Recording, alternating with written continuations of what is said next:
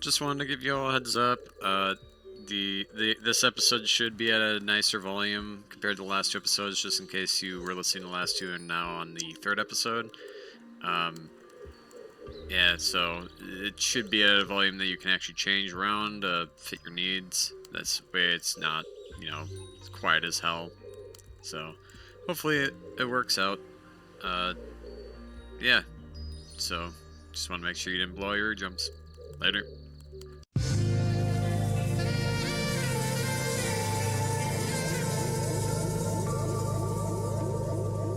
hate Amazon. Have I ever told you that? What's wrong with Amazon? So, I got this manga, right? Mm-hmm. Just to try it. One of those Japanese comics. One of those Japanese comics, as you might call it. It's like an anime, but if it was a PowerPoint. Yeah. You're not wrong, because they do have like funny little transitions between each panel. A little funny. I get it. Yeah, I hate that that's accurate. I would love in my mind. I don't know if you had that ready, right, or you're pulling that from somewhere. If that was just off the cuff, that was right off the in cuff. that. Nice. Yeah, I like that. I appreciate that. I love the idea of talking to someone who does blocking, like for panels or like page layout. Oh yeah, and just going, yeah, you do the funny little transitions. Yeah, right? you do the star transition, right? Yo, bro, you do the barn door open, right? Got here like, you put in the order. It's like, this date to this date. Right. Gets there way early. Well, I finished the first one. I was like, oh, that's pretty good. So I got 2 and 3. Mm-hmm. It's like, it's gonna be here from this date to this date. Gets there way early. I'm like, okay. So I get 4 and 5 last weekend. Mm-hmm. I'm like, okay, it says September 8th through like the 15th. Okay. Which is like a week. It is a week. I'm like, okay, I'll probably get here like midweek. It is not. I'm both confused and upset. Like, they did tell me it has not changed. Right. From when they said. However, it's just inconsistent. The expectation has been set to give it to me early, and now I'm like, I really want to continue this. And I don't want to pay the extra shipping, but I just might. God damn it. No, I mean, Amazon is so strange to me because of that. Because, just sometimes, you end up getting a lot earlier than what's expected, and sometimes you get it a lot later than what's expected. Exactly. There's, you can tell me a date. Should be consistent. Dude, I fucking ordered a bunch of Blu-rays last week, and one of them, the Indiana Jones collection, got to me within 12 hours of me ordering. Are you fucking serious? I ordered it. Wow. I didn't pay. Actually, that's not surprising. I didn't pay for any rush shipping. I just went with the default. I have free Prime. shipping. Oh, yeah, Prime. Yeah, I have Prime. Oh, So wow. Well, okay. Mr. Prime over here. Wow, jeez. Yeah, fuck you. Fuck you. Sure, I have to do those one-day deliveries. Dude, I love them. It was crazy. I don't know the difference, actually. There is no way to tell. It was fire. I was like, yeah, okay. Truly, I was in no hurry to get any of these. Yeah. It was just kind of I know I like all of these movies, and I just want them. Mm-hmm. And I get the notification before I leave for work in the morning. Your package is delivered, and I'm like, what the fuck are you talking about? And I walked outside, and there it was. I mean, they must have just had it in the warehouse. Yeah, I'm sure that's what it was. But damn, dude. You got helped by a flex driver then, because there's no dispatch or no DSP is working that early or late. That's fucking crazy. I was just sitting there I mean, cool. Right? I would have taken it at a normal time, but I guess fucking 720 on a... But you needed that fucking Indiana Jones movie. It's true. I want you to know. Yeah. I hate you. So much. I took all of your shipping time. Apparently. Oh, man. I really want to know what happens. But guess what? Amazon said, fuck you, Nick. We're gonna tease you. We're gonna cock tease you a little bit. But we're not gonna give you the whole thing. We did a really cool little thing for you twice. Only twice. No, That's all see, you get. no, you have to do it every time, or Nope. just do the normal thing that you said it was gonna be every time. Nah, I prefer One consistency. of these two things has to happen.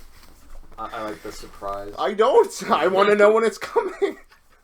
And if I have the expectation that's gonna be here early, I'm gonna be like, oh yeah, I'll just go free shipping. That way I don't have to pay for anything extra. And then it gets here way past when I'm expecting it, even though it's within the time frame it says it's getting here. But then the expectation is, we as Jacob said, we should just get started. Nah, fuck that. I mean, I totally get where that is, just because, I mean, I also, like, I have, like, a porch that people can put packages in while you I have a box. Which no That one decides to use. Okay, so like I've figured, because like at work we'll put like 3 asterisks, everything in caps for the direction, and then 3 asterisks at the end. So like, and then we'll like copy and paste it a million times for the delivery driver to see it. So I'm like, so he doesn't miss it. So I've taken to doing the same thing, and every time they don't do it, put it in the box, I'm just gonna copy and paste another one. That's awesome. They've just got like this huge fucking. We're only at 1 right now. They've been pretty good, but like Okay. the last 2 times I've accidentally sent it to my parents' house Oh damn! Yeah. That's right.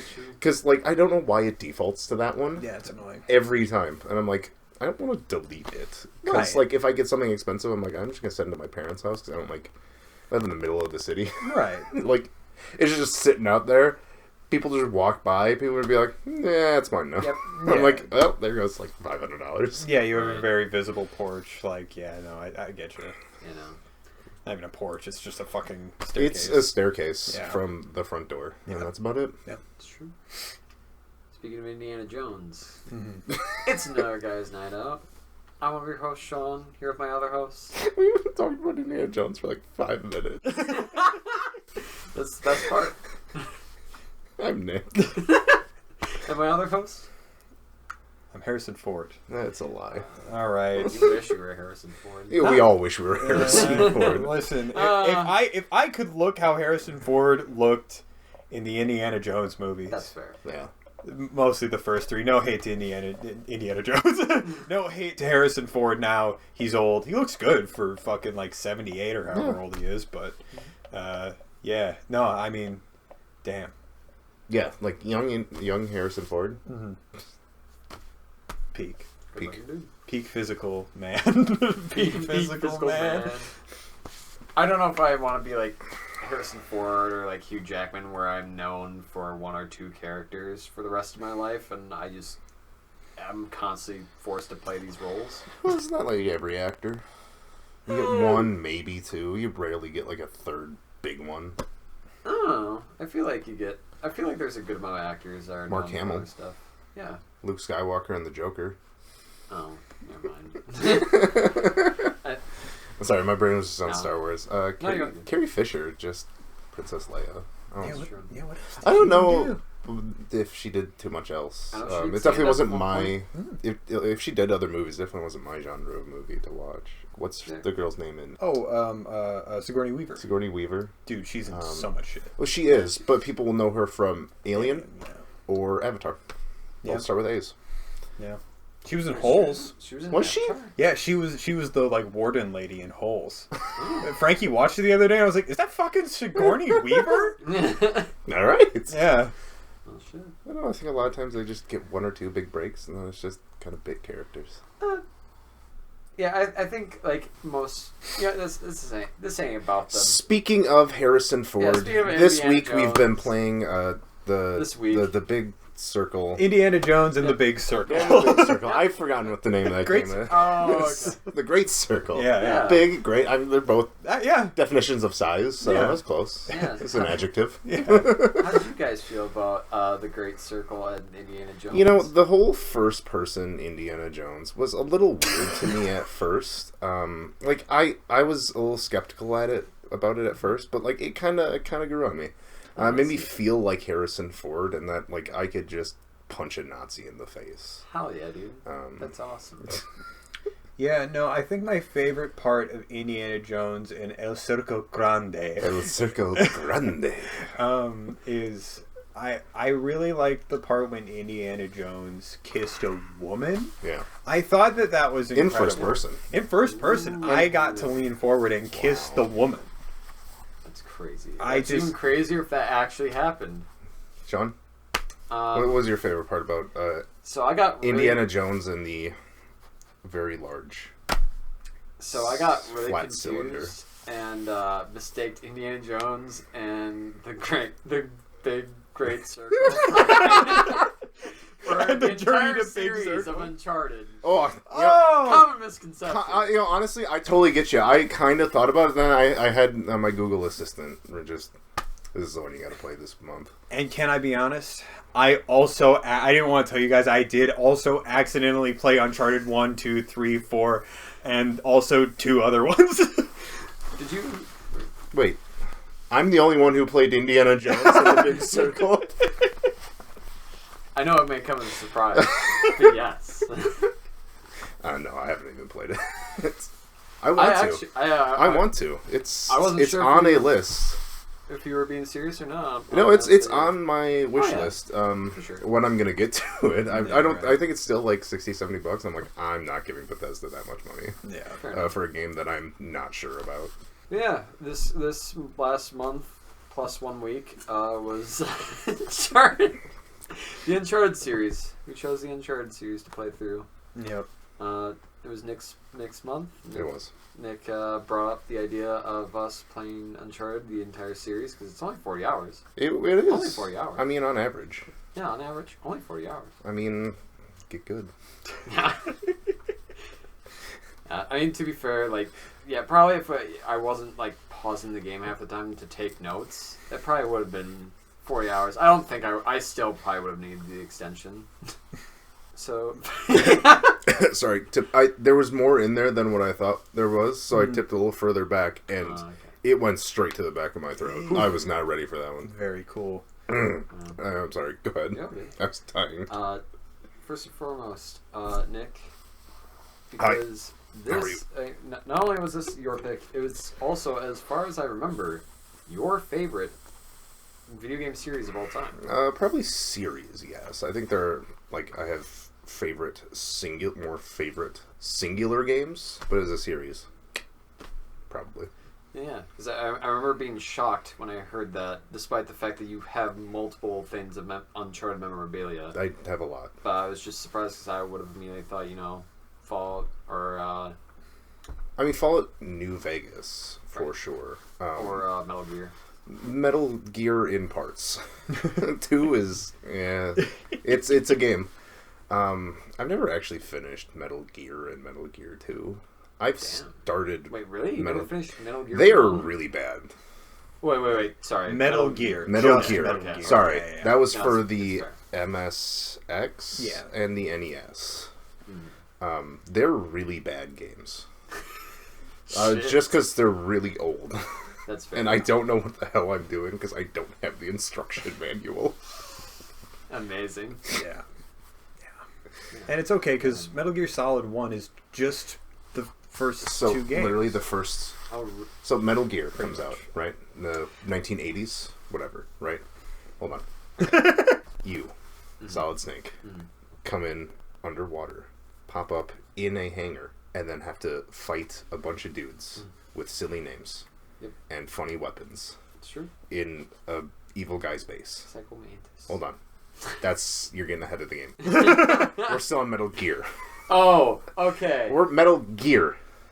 And then in the second one, Metal Gear 2, you start the game by infiltrating the base underwater into one of their hangars and fight a bunch of dudes with funny names and silly weapons at the bad guy's base.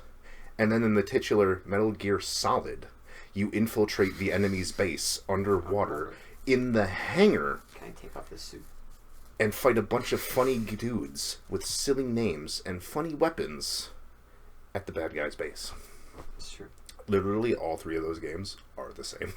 And then Metal Gear Solid Okay. 2 is literally trying to be the the previous games, but that's the point. Yeah. Anyway, Yeah, Metal Gear. Yeah, so we're different episode maybe. Probably not. God only knows, really.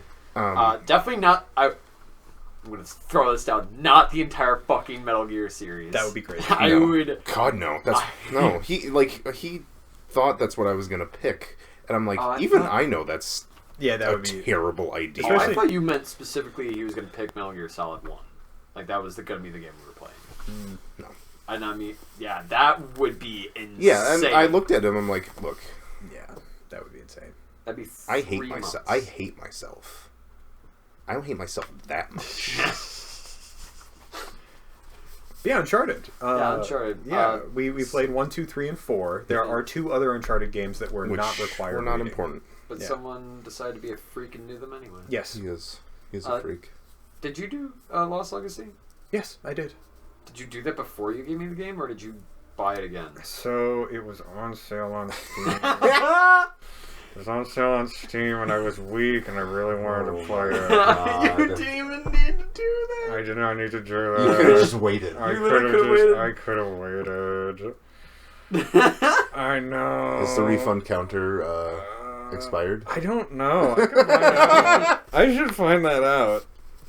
Because, I mean- yeah, Lost Legacy isn't very long. To be fair, I did actually consider getting Lost Legacy, but that's, as I told Nick, because of one character, and finding out you could get to play as her. Okay. But we'll get to that. Yeah. First and foremost, Nick. So Sorry, I have, what I have a does- very good ability to get off track. Oh no, it's completely fine. All 3 of us do. I don't know. I feel like I do it in spades a lot. What does this series mean to you? So I like Why is this series? when I was like 12, my parent at Christmas, my parents got me Uncharted, Drake's Fortune, Oh. and like all like it was like 'cause all I played was like Mario games, and like games like that, and I was like I got it. I was like, oh god, what is this? Is like a big boy game. I know It said that feeling. T, but I was only 12, which is not a teenager. Just under. Just Yeah, under. I just was like 1 3 year months under. away. Yeah. But my parents were just like, yeah, I don't care. So it was like my first like real like not to say Mario wasn't like a real game, but it was like not like one that was designed for children. And it's I don't know, it stuck with me. Just the because I already liked history. So learning more about history and just kind of the mythology of things just really I don't know, really grabbed me. And yeah, that's half of where my personality comes from now. That's so fair. I know. I didn't even write down my notes. It was funny to play through the first Uncharted and then get so many references that you just say. Yeah, I say them a lot. Like the 5-second parachute thing. Finally know what that's about. And I'm like, and like count 3, pull the Yeah. cord. cut 3, pull the cord. No, wait, was it? That's it? 3. I thought it was 5. Yeah, no, I'm pretty sure it's 5 because he goes, "What's It 3, is 4, 5?" 5. Oh yeah, it is 5. I think the way we should do this is go by each game. I think that makes sense. We'll probably end up bleeding into others as we go. Oh, but of course. fuck it. You know how it is. Yeah. Yeah, no, first game. So, first Uncharted game. Jacob, Yeah. how'd you feel? It was so obviously. So I guess to also inform, Nick, of course, he picked this series. He's played it several times. Big love of the series. I've personally only played it through once, and Sean, you've never played it through before. That's true. So all different levels of experience on this one. But last time I played Uncharted 1 through 4 was 2017, so it was 8 years ago. Yeah, it was when I first got my PS4. Like I bought that thing to play Persona 5, and then I was like, there are other games for this. And so I did a bunch of like PlayStation catch up, which was fun. But yeah, like I remembered enjoying the whole series, and it was interesting to go back to the first one. One of my first kind of takeaways from starting the first one again was just how effortlessly it manages to be the thing that would be such a like trendsetter for like third person kind of cinematic action games. Mhm. Like, don't get me wrong, you had Gears of War and shit, like, that came out before, but Uncharted I don't know. Like, don't get me wrong. As I'm sure we'll discuss, there's some. This game came out in 2007 in there, absolutely. But I don't know. I was definitely like right away like, yeah, just the writing's really solid. They really know how to like pace things out story wise for the most part. And like, don't get me wrong, the jet ski sections exist. They sure did let those be put in the game. They unfortunately did. Yeah. Got some fucking words about the jet ski. Everyone has words about the jet skis. But yeah, no, I like, yeah, my main thing, like, obviously, I think Uncharted 1 ends up being, like, the weakest of all of them, like, to play through, just because it's the first one.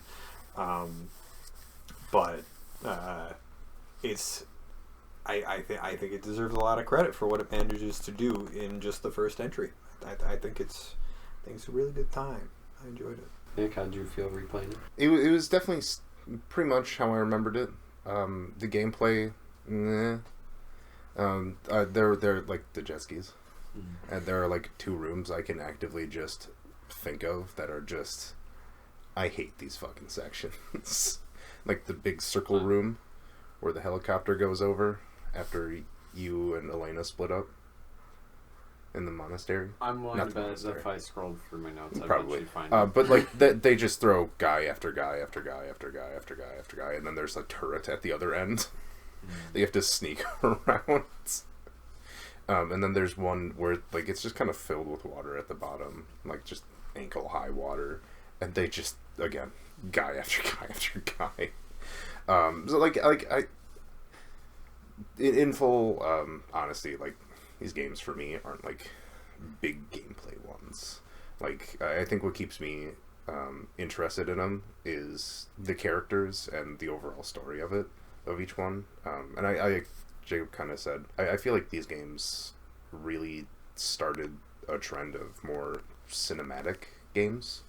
Like I think games today would look a bit different if games like Uncharted didn't exist. And not to say it's the only one that pioneered the way, but I think it was definitely a big one, and games after Uncharted definitely took note and inspiration from, as seen in climbing mechanics. I have a whole tirade about those. Oh, yeah. Oh, yeah. I mean, just in general about all games, Okay. not just Uncharted. But yeah, it was. I don't know if I would say it's the weakest one for me. It'd definitely be in the 3rd place category, for my rankings. But yeah, it was the one I played the most. So I just kind of remembered a lot of stuff. Like in the moment, like I get to a section, I was like, "How did I do? Oh yeah, boom, win," and called it a day. I'm gonna be real. No, go ahead. If we had just done Uncharted 1, I would never want to play the rest of the series. Oh yeah, it's I again. did not like Uncharted 1 until Chapter 19. Which was chapter 19? I think that's around the time that you go into when you find out about the Nazi part of it, like where it starts to become more supernatural. That Yeah, for some reason, Oh, that's where it's just like, dude. oh man, this game's fucking. This game actually is pretty fucking cool. like it's a cool action movie game, and then those guys show up, and it's like, what the Whoa. fuck? Like you're like weirded out, but in like a cool way. It's like, oh, okay, Yeah. I like where this is going. At least for me. Mm-hmm. Sorry. No, yeah, you're all good. But otherwise, like, up until that point, like, it was such a fucking drag to get through. I know there's a note somewhere in here that strip says, wait, sorry, Get some readers, Grandpa. fuck off. Fuck off. Because that's a visual joke, I lean my glasses down to read my phone. I'm sorry. That's all good. It's fine. I don't think I've seen anyone. It's okay. I thought the same thing. I just don't think I've seen anyone other than like my dad do that. You know, my dad does the opposite. He'll do this. Oh yeah, my dad does that too. Actually, I think I've seen Scott do it. yeah, it's true. So, Scott will like, do that. he'll do it like, but if it's like a long term, he'll just. Yep. Which I love those things. It's such a uniquely Scott motion to do that. Man, I'm sick. Yeah. Here we go. All right. So, You found it? So it was during the jet ski section Dude, that I threw in. If I change my mind about this game and I don't do it, I do want you guys to know that at this point that I'm at, I was really debating messaging you and asking it to just be only Uncharted 1. Like, hardcore. Yeah. The next note after that is in all caps, I enjoyed the OG Mako more than this fucking the OG garbage. what? The Mako from Mass Effect. Oh. The OG Mass Effect. I enjoyed the Mako more than I fucking enjoyed the jet What's wrong with the skis. Mako? You're talking to someone who adamantly used Oh no, remake. 100%. I used him in both games. I mean, obviously I'd like to burn two, but like even one in the remake. Sorry, not the two. Even in one, like I saw the problems with the Mako, but like I didn't really care too much. Like I still took down Thrashers and that fucking thing. Yeah. I think they're called Thrashers, right? Yeah. Thresher Yeah. Maws. Thresher Maws. No, yeah. the jet ski sections. First of all, what the fuck is going on with these guys? They're like, I think I know what okay, boss. We just got 8 pallets of fucking explosive barrels. Well, like every Uncharted game, there's always like a point where it like the difficulty is fine, and like a game can up the difficulty. Right. It's supposed to. It's supposed to challenge you. There are several like in every Uncharted, there's at least one, maybe two, just spikes. Yeah. Where it just shoots up, and it's like, how the fuck am I supposed to do this? Yeah. The jet skis is one of them. Yeah, it's also really hard like, to see a lot of the enemies it is. in like the fucking houses. It is because and it does. shit. Like the jet ski doesn't handle well. Nope. The barrels can just come out of nowhere sometimes. Mm-hmm. I will say, like, in general, any game, except for, like, GTA. Yeah. Any game that has jet skis, they almost never work well. No, I don't think I've ever played a game where I enjoyed riding a jet ski. there's a reason it doesn't show up in 2. Yeah. There's also a reason the OG 6-axis grenade throw doesn't show up. No, you had to do... No, it doesn't. I it doesn't. thought that's what you were saying. In the So, original Uncharted that I played as a child until 2016 when the Nathan Drake collection came out, to throw grenades, you had to equip them, aim them with the 6-axis controller by tilting it up or down to aim the arc. Yeah. That's awful. Nick played this game several times, most of which he never used a grenade. Mm-hmm. Was that a smart move? Maybe. Maybe not. Probably not. Yeah, overall, I agree with Jacob. I feel like Uncharted 1 is the weakest one, but it also makes sense. It's the first game. It's also probably just because of the fact that, again, we're playing a 2007 game in the year of 2025, where games have grown so much since then. Yeah. It's like, we were kind of... Didn't we have this conversation before? Where, what is, like, comparable to Uncharted before Uncharted? So, Assassin's Creed. That came out around the same time, though. yeah, that's the thing. I think that what would have influenced Uncharted would have been a combination of maybe some Gears, like like I said, Gears came out like what, a year before, maybe less before. Yeah. And like more likely it was probably influenced by Resident Evil 4 specifically, just like the third-person camera. God of War could have potentially, like, that's the thing. I think For God of War was climbing. the climbing, yeah. Oh, right. Yeah. Fair enough. I would have said Tomb Raider. Yeah. More like... Yeah, for some of the platforming stuff, yeah. I will say, it's also at least climbing, in... yeah. I didn't see it as much in 1, but I know in like 2 and 3 there was a lot of like God of War type of like camera stuff going on. Yeah. Like a lot of stuff that I remember seeing in like God of War 2 and 3. Oh, sure. Or more so 1 and 2, like all the like the zoom outs and all that kind of stuff where it's like, this is very cinematic, like God of War Sure. type of stuff. I hadn't thought of that, but yeah, you're definitely right. Yeah. It does a lot of the same shit, like taking advantage of moments where you can just going, well, we have control of the camera, and there's nothing wrong with us moving it out. Like you're in this just section. climbing this statue. Let's just zoom the camera out so we can show you how big it is and how nice it looks. Yeah, Right. yeah. Yeah, like there wasn't like a whole lot of like comparable games. They were just kind of trying stuff out. It was 2007. The PlayStation 3 had just come out, and it's kind of like Gen 1 Pokemon. They tried. Yeah. I also want to say, and granted, this goes to the entire series.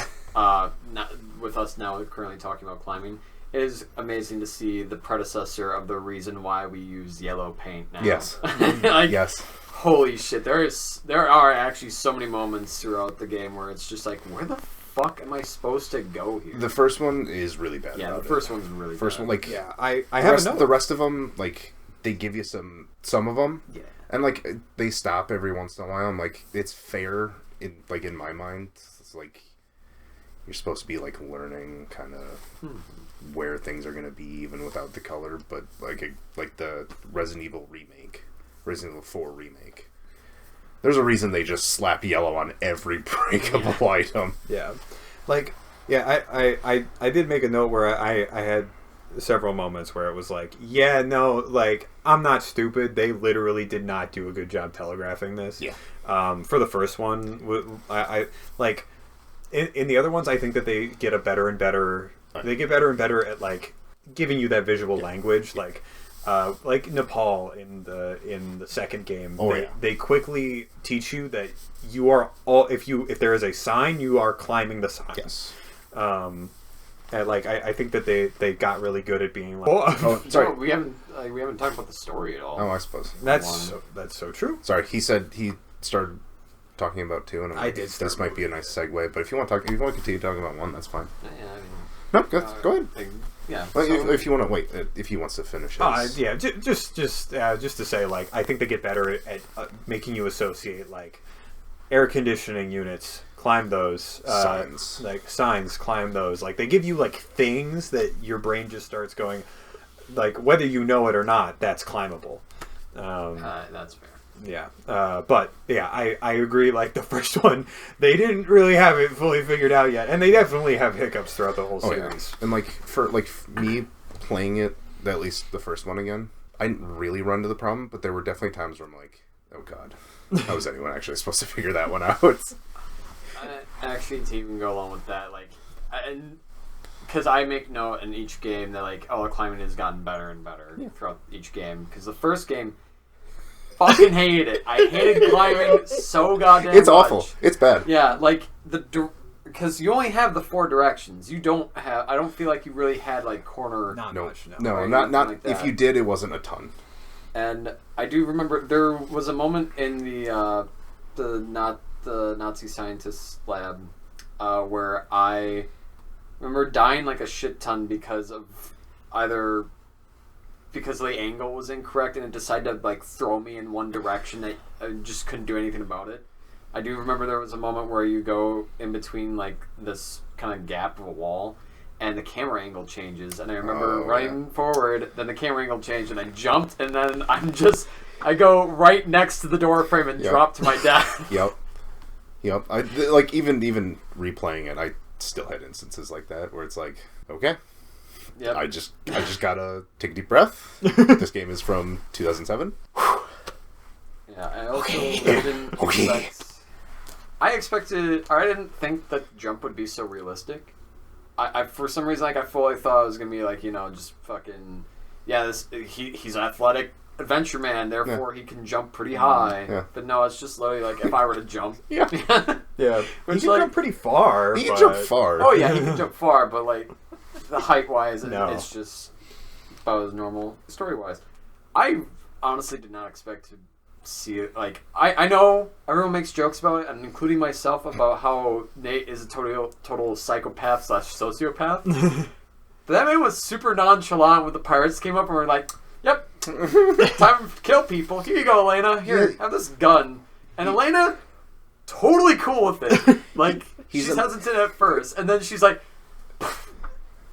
well, this is easier than I thought. He's a man who stands on business. That's why he had a briefcase. Yeah, it's so true. Yeah, they're pretty much like, okay, this is an action movie. There's no situation where this would actually happen. Yeah. Just go with it, man. Oh, yeah.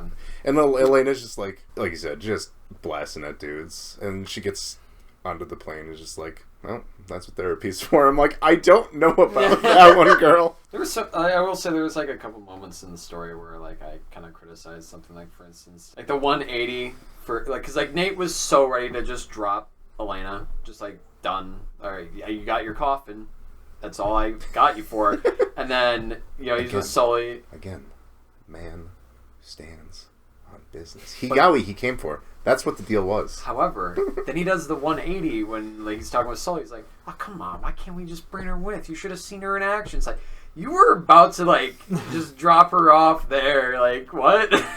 another little one here was the moment where Sully starts like comparing stuff, and one of the quotes I picked out, and it was like, "Oh man, this is like trying to find a bride in a brothel." And my first reaction was, "Sully, what the fuck are you talking about? Yeah. What do you mean?" Yes.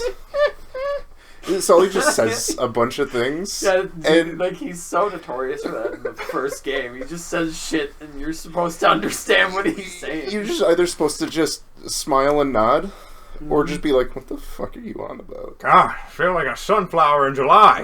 What? This isn't a story thing, but I will say, other than obviously 4, I was annoyed that like you couldn't backtrack.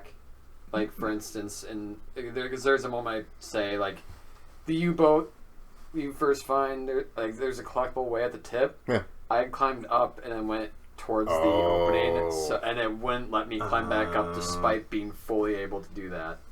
So I just missed out on that one collectible. Sure.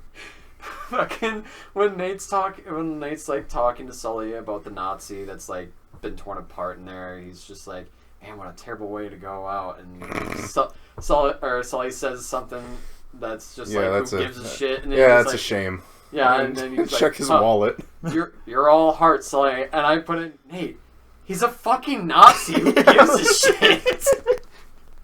Like, this guy was probably tortured some fucking Jews. I'm glad he got ripped apart. I don't give a fuck. And Nazis are literally in things to die horribly. That's they're the easiest bad guy. Exactly. And it's really funny. You can watch anything happen to a Nazi and feel morally okay about it. Yeah. Those guys threw babies in the air for target practice. Yeah. I don't feel bad when they explode. Yeah, and fucking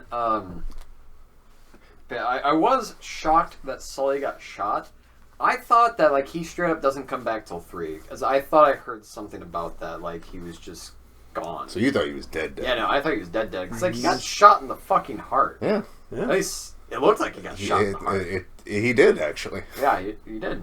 But luckily, they don't make notebooks like they do No. back in 1600, which is a note I threw on here. Sir Francis. He did some lifting. Yeah, he made that fucking book with some really fine materials, or really strong materials, I should say. The fact that Elena also was just able to find them like nobody's business, like how the fuck? She's a good reporter. I guess. Yeah, that's true. At one point, I started just messing around with the door. Because the little like when they first like introduce you to the lock mechanic, I just kept on kicking the door just to see what happened. Eventually, the lock just didn't move with the door anymore. So the door just went back while the lock stood in place. Wouldn't even jiggle anymore. Wow. I was like really curious if like they would make it so that if you kick the door enough, it would just break anyway. One thing I also with gameplay around the series kind of wish it was like 4 different guns versus 2. I get, like, it's more realistic that he only would carry 2 guns. But, like, it would have been nice just to have pistol, melee weapon, assault, and then, like, special. But I also understand, like, for one, yeah, like, see Nate walk around with 4 different guns strapped to him would probably be pretty fucking insane to look at. It would be pretty. Yeah, I feel like that could have been a direction they went, but I think the 2-weapon thing is kind of the classic, like, kind of trying to get you to swap more often, giving you more of the run and gun feel. Yeah. Rather than, because typically if you're carrying 4, that's more of a, like, these are the 4 ones you're going to have the whole time. Tomb Raider does that. That's a perfectly valid way to do it. But I think Uncharted is at least trying most of the time to be more of a run and gun. Now, obviously, there's plenty of times where you're just stuck behind cover. That absolutely happens. Yeah. I think in 1, it's very cover shooter. Yeah, like, the enemies come from their side, you're kind of pinned down, and you just kind of take shots when you can. I think it gets more run and gun as it goes on, but the 1 is, it's very, I think, very difficult to succeed doing the run and gun. That's true. And of course, we have Eddie Rod. Don't mess with him. We love a Hispanic guy. Or I thought he was Hispanic. He is not. Yeah. That you can assume is on some sort of cocaine. Very cool to have. He might be on cocaine. He might be on cocaine. He's not Hispanic, though. No, he is, I want to say, Southeast Asian. Yeah, for some reason, like, I saw that think part they and say I'm like, it. this is kind of fucked up to have a stereotype like this. Because I feel like... I mean, with at least his attitude, I feel like it's kind of a stereotype in, like, It action is. movies like this, where it's but, like, like, a foreigner, but, like... I think he's everyone falls into a stereotype all the time. in the game. It's true. It's bad. But I think everyone kind of falls into the stereotype. I don't know. Something about that whole scene bothered me because, like, you know, like Which one? Elena's like getting the Oh, fucking yeah. busting the wall, and like Eddie's just on this whole fucking monologue. But like the moment that Elena busts open the wall, and Eddie's just standing there, like, and Drake just leaves, and he's like he's nonchalant. He's not sprinting. He's nonchalantly like jogging over to the truck, and I'm like, Eddie, you literally had you had a gun in your hand. Like, Drake should be dead the moment that he went over and grabbed the map. Yeah. He should have been just shot and killed right there. Yeah. Absolutely. He's like, where'd the wall go? Oh! You! Shoot that guy as I point at you with my gun. I don't think he did that, but... I don't think so. He would. He could have... I would have fully believed it, and I would have been like, what the fuck? Yeah, but it's funnier just to take the map and walk away. It is funny to take the map and walk away. The whole like car chase scene, that was actually a lot of fun. I enjoyed that part. I will say Nate got a little too into blowing people up there, though. He's... Who wouldn't? I guess. Cars going boom? Oh yeah, for one, awesome to have made a Gatling gun also a grenade launcher. That's pretty fucking cool. I enjoyed that. I once again put another note of like, it's still so crazy to me how Elena's just so cool with killing people. Aren't you like a TV reporter? Listen, she's fucking out for blood and out for the story. She will do anything for the scoop. Mm-hmm. No, I think she, in like the first game at least, she's like History Channel Nat Geo person, Right. Yeah. who does like documentaries, that kind of stuff. I think that's what she's supposed to be. I think in 3 she's like an actual reporter. But Yeah, I had a note that was, I think it's interesting that while it is a little silly how nonchalantly Nate and company treat being hunted by armed men and being forced to kill hundreds of people, it's kind of what keeps it from feeling silly, like how I sometimes feel the new Tomb Raider games feel silly. It feels more like you're laughing along with the cast at a fun ride you're all on, as opposed to Lara Croft very realistically reacting to being in the exact same situations with horror and dread. I forgot, we ended up actually talking about that with Frankie as well. Yep. I also was not expecting there to be like actual melee combat. yeah, Quote unquote actual Yeah, there melee barely combat. is. yeah, they definitely, that was like a, they're in, you know, the dev room, and they're like, yeah, I'm playtesting, and like the guys will just run up and shoot me. Can I get like a melee button? It's like, fine, But we'll give it to you. we're gonna make it cool. And then it wasn't cool because I could barely ever do a fucking deadly combo. Oh, the brutal combo is I've played this game for almost 20 years. I don't think I've ever successful. I've probably done a few. At least It's- like the ones that they like fucking make you do a QTE for. No, like, it's usually in the front half of the game. They are not easy to do, so I just mash square. Easiest way to do it. Oh yeah, same. But the brutal combo is awful. Yeah, no, I straight up said fuck the melee combat. Like I've tried doing the deadly combo and it just never works. No. And that was thrown in during the long list of me just shitting on the jet ski. Oh. So hard. The jet ski is the worst. I will say also, like, I think the other problem was that, like, I turned off game hints and all Ooh. that because like, it kept on just showing up throughout the game. Yeah. So I was just like, I don't need to be retold, like, yeah, shoot the lock, like, the Right. millionth time, Oh, or okay. fucking do That's deadly fair. combo and stuff like that. So, but then it decided to just turn off any time a new mechanic got introduced, because, like, first time riding the jet ski, I didn't know that you could just, fire from the hip, and it would just lock onto whatever target. I just literally stopped and aimed every time until Can the I grenade say? launcher. Didn't know that either. I think it might have been just the grenade launcher, honestly, that you were able to. It probably is just the grenade launcher. Because that's when I figured it out. I didn't figure it out from Elena having the Uzi. Yeah, finding out that Sully was back, or it was just like, He's not dead. he's not dead. I expected him to be back in a later game, but nope, never mind. I actually did put in, is Eddie Hispanic, or am I a fool? I am You're a a fool. Also, I do like that when Navarro and Roman are talking like above you. Oh yeah, I Eddie's do. there Oh yeah. for a Okay. little bit. Yeah, I do like that they made sure that you couldn't shoot your gun underneath there Mm-hmm. to make sure, because otherwise, like, how would they not hear it? Yeah. So I do like that they like add in that one little thing there, even though you can go in the next room, you can fucking. Oh, you shoot just whatever. blast Yeah. for days. I love how Nate is constantly on. And granted, this is the entire series. I do love that the one thing they have kept throughout the entire series is that Nate is always falling ass backwards into success. Constantly. He just always Constantly. is just the luckiest fucking guy on earth. Task failed successfully. Yeah. And then I got to the point where I'm like, is no one going to address the weird, like, baby noises that are happening in the background? When they first introduced, like, the freaky demon people. There's Oh soundscapes yeah, happening. yeah. Which- Because they're jumping and it's like. Yeah, but like at first you're just like fighting the mercenaries and you hear that in the background. Well, You've never seen them. There's a part when you're in, like, the underground catacombs with Elena, and they'll jump around, and then it'll give you, like, just before they jump, it'll give you, like, push up, then it'll cinematically turn the camera, and then you see them jump for, like, a flash. I don't know if it'll still do that if you have the hints off, though. Typically it would like Okay. tell me like when to press up. I think I did see like one of them at first. I will say I like how they're actually just always there.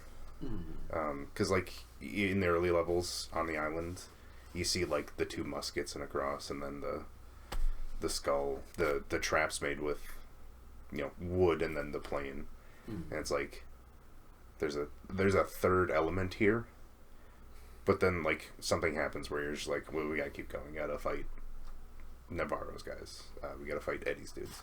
yeah. So they always kind of, like, pull you away from it, even though they're like, it's right there.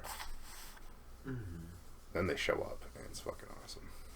Because it's in the first game where like there's a moment where you and Elena are like running towards something and you guys Draco's like, wait, do you hear that? Yeah, it's the first game. Nothing. Yeah. Yeah. Elena's running ahead, and then there's the guy impaled on the plane spikes, Yes. and then he's just like, "This is our plane. Why would Eddie's guys booby trap? They didn't." Wait. Silence. Yeah, I will say like that was the moment where I was like, oh wow, actually the soundscape for this game is fucking awesome. They do a good like, job. They do a lot of really good stuff with the atmosphere of the sound. Mhm. Just as like, yeah, I didn't realize like how I was so used to just hearing the jungle noises until they were gone. Yeah. And then like going into the cave and like hearing in the distance the weird little baby shrieking. At least to me, that's what it sounded like. And I'm like, that's not an animal. And no mercenary is gonna make that noise. Nope. And then there's the moment where like you and Elena are going for it, and you hear the mercenaries up top like shooting and screaming. You're like, I don't think that's gonna be Sully that's making that happen. Yeah, like, I'm down here, so. Well, you mean when they're in front of like Sir Francis? I think it's a little bit before Sir Francis is when that part happens. But then, I think you can still hear it when they're Oh, yeah. talking in front of Sir Francis. There's like guys just still shooting, and it's like, what the hell would they still be shooting at? Which also, whoever Francis Drake was using for his hair and beard, I want that. I want to be a 400-year-old skeleton and still have all my shit. I mean, I think like given the right conditions, a body will just do that. I don't know what those conditions are and whether those were the conditions to be in. So I don't know. It's actually dying in ancient underground catacombs. Well, it could be that. Near Cursed Gold. He was right in front of it. And then the Nazis moved it. I was going to say, it could be just because he was underground. It's a lot cooler. But then it's like, well, if you put someone in a coffin, bury them, the ground's a lot colder underneath than the surface. I don't know. I was also kind of like bummed out that Eddie died.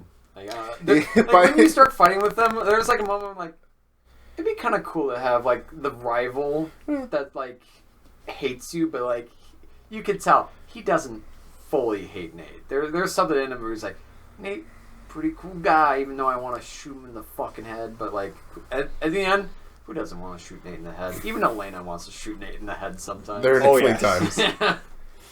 There were a few times where I'm like, you know what, Elena? If you turned a gun on Nate right now, I'd look the other way. Did you ever watch the YouTube Uncharted thing? I didn't. I'm so sorry. I was did going to make a everything else. joke, but Yeah. now I can't. I'm so sorry. I Because genuinely... I'd be the only one to get it. I thought of it literally when we sat down, and I was like, fuck. It's because he fucked his sister. What? That's what the one of the characters in the YouTube Uncharted series is Eddie's sister. I don't remember if they actually do, That's funny. but there's clearly a relationship there. So I think that's why in one, when Eddie shows up, because he obviously knows Nate, and like and I think the YouTube thing came out long after the game did. So even in like the first game, you can just assume that they've met each other before. Right. A similar situation has happened. And my favorite part is where the zombie things show up. Yeah, it's cool. I will say, I think around, when you're in the Nazi area, I do like how they went historically accurate with the guns. You could go around, you have MP40s and then the fucking Walter pistols. Oh, yeah. That was It's pretty a fun cool. change, I yeah. enjoyed that. Yeah. I also enjoy that they were really fucking good, actually, the guns. Oh, yeah. They were much better than most of the guns in the game.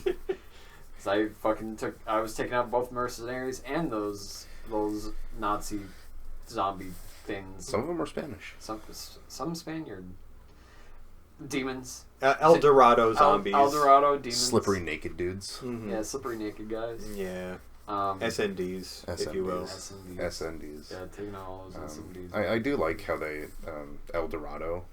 I think it's my favorite cursed thing in the games. That is Just because the actual what El Dorado was, it was the Golden Man, and it got inflated through mistranslation Okay. to a city of gold. So it was nice to actually see they have a cursed city. It's actually just a giant statue, and then but how do you make it cursed? I don't know. What does that look like? And then they show you. It's a disease. It's something. But it's a fucking weird A disease. dead dude just spits dust at you, and Yeah. you turn into a slippery naked dude Yeah, you just, very quickly. Yeah. Incredibly quickly. Incredibly quickly. Um, It wastes no time. Yeah, I wasn't expecting Navarro to do that shit. That was kind of wild. He's like, okay, yeah, all right, this is happening. Yeah. I will say, in that moment, that's the moment where I started to hate Sully a little more, because he fucking sucks at covering you. Oh, he's bad. Yeah, I had to kill them myself in order to run through. I think I barely made it, but yeah. Yeah, you kind of just gotta put one in them each, so they just get stunned and you can just keep going. fair. But Sully does he's- not do a good job. You are correct. Well, it is a shotgun at a distance. Yeah, I don't know what the fuck he's thinking. Yeah, that was... Don't worry, Nate. It's what you had. It's what you have Yeah. at the time. You know. I got buckshot in this thing. I love how they like you don't think about it at the time, but like Sully's just like, get on the fucking helicopter, Nate. Yeah. And it's like, well, what are you gonna do? I'm gonna die here. I'm gonna die Yeah, here. basically. This is my last stand, kid. I do like how Navarro was a 3-stage boss fight. Yeah. Where, I mean, like, yeah, because I think you had to, like, I think you always had to shoot him, like, one extra time every time you, like, went through the 3 stages before getting to the end point. Something like that. I think you could like just destroy his cover or just kill enough dudes and he would just run to the next area. Oh, no, like, you'd kill enough dudes and then you'd have to, like, shoot him Oh, yeah, a couple yeah, times. And I think each time, like, it would be one more shot and then you got to the end where, Quick time events. yeah, Everyone's making, favorite. making me do the. I mean, I enjoy quick time events, but I also came from the time of playing God of War, Sure. so I do not like quick time events. I did throw in the forcing me to do the shitty deadly combo at the end. You fucking rats. Yeah. I mean, at least they give you a time frame to do it. That's true. Yeah. And then the one thing I never figured, like, it took me a while to figure out as a kid. You know how he, like, pushes you away and then he kind of dives for the gun or for the shotgun. I, like, for whatever reason, my brain didn't put 2 and 2 together just to charge him. So I always died a lot when I was a kid. Oh, really? Yeah, at the very end, just to, like, tackle him to finish, like, for the final combo. I don't know why. But I guess I was stupid as a kid. I mean, to be fair, there's even just the moment where he beats him up and quote unquote knocks him out with the shotgun still in his hand. Yeah. And Nate just goes to Elena immediately, even though, like, Well, everything's fine. He's probably unconscious. Yeah, probably being the key word, and turns out wasn't unconscious. Helicopter's on the edge. You gotta horse piece. Yeah, you know, just like. What was he gonna do? Strangle him to death? Yeah, I mean, you could. I more or less, I just wanted the it bothered me that he didn't at least go over and kick the fucking shotgun away from him. Like, yeah, no shit, you're gonna turn around and he's up with a fucking shotgun pointing at you. Well, yeah, but then you wouldn't get to push the helicopter off the edge and drag him and the treasure down. It's true.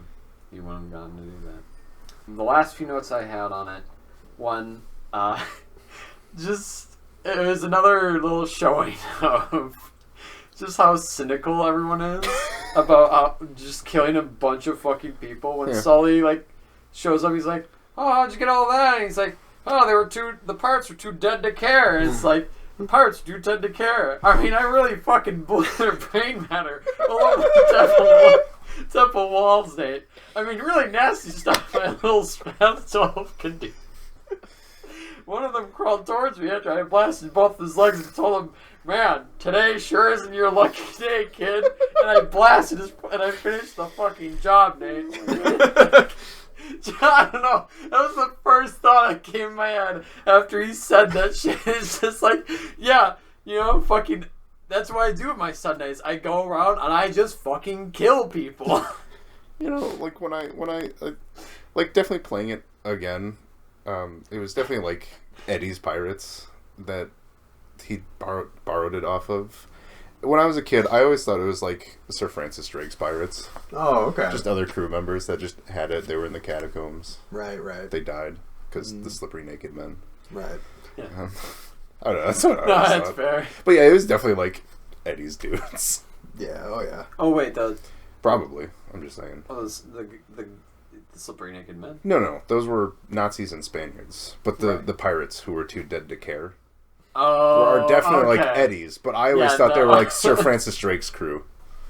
That's fair. That is a fair way to think, but yeah, no, like, it's just fucking thinking about it. Just fucking nonchalant. Look, he was in the Navy. He's got to do what he's got to do. It's so true. And then my last few notes, respect the shit out of them for not having Elena and Drake kiss in that moment. Mm-hmm. That's true. Like, They do. they just full on, like, Well, yeah, they got a funny idea of romantic. yeah, they do. They do. have a funny idea of romance. I also didn't feel like there was any growth to Drake.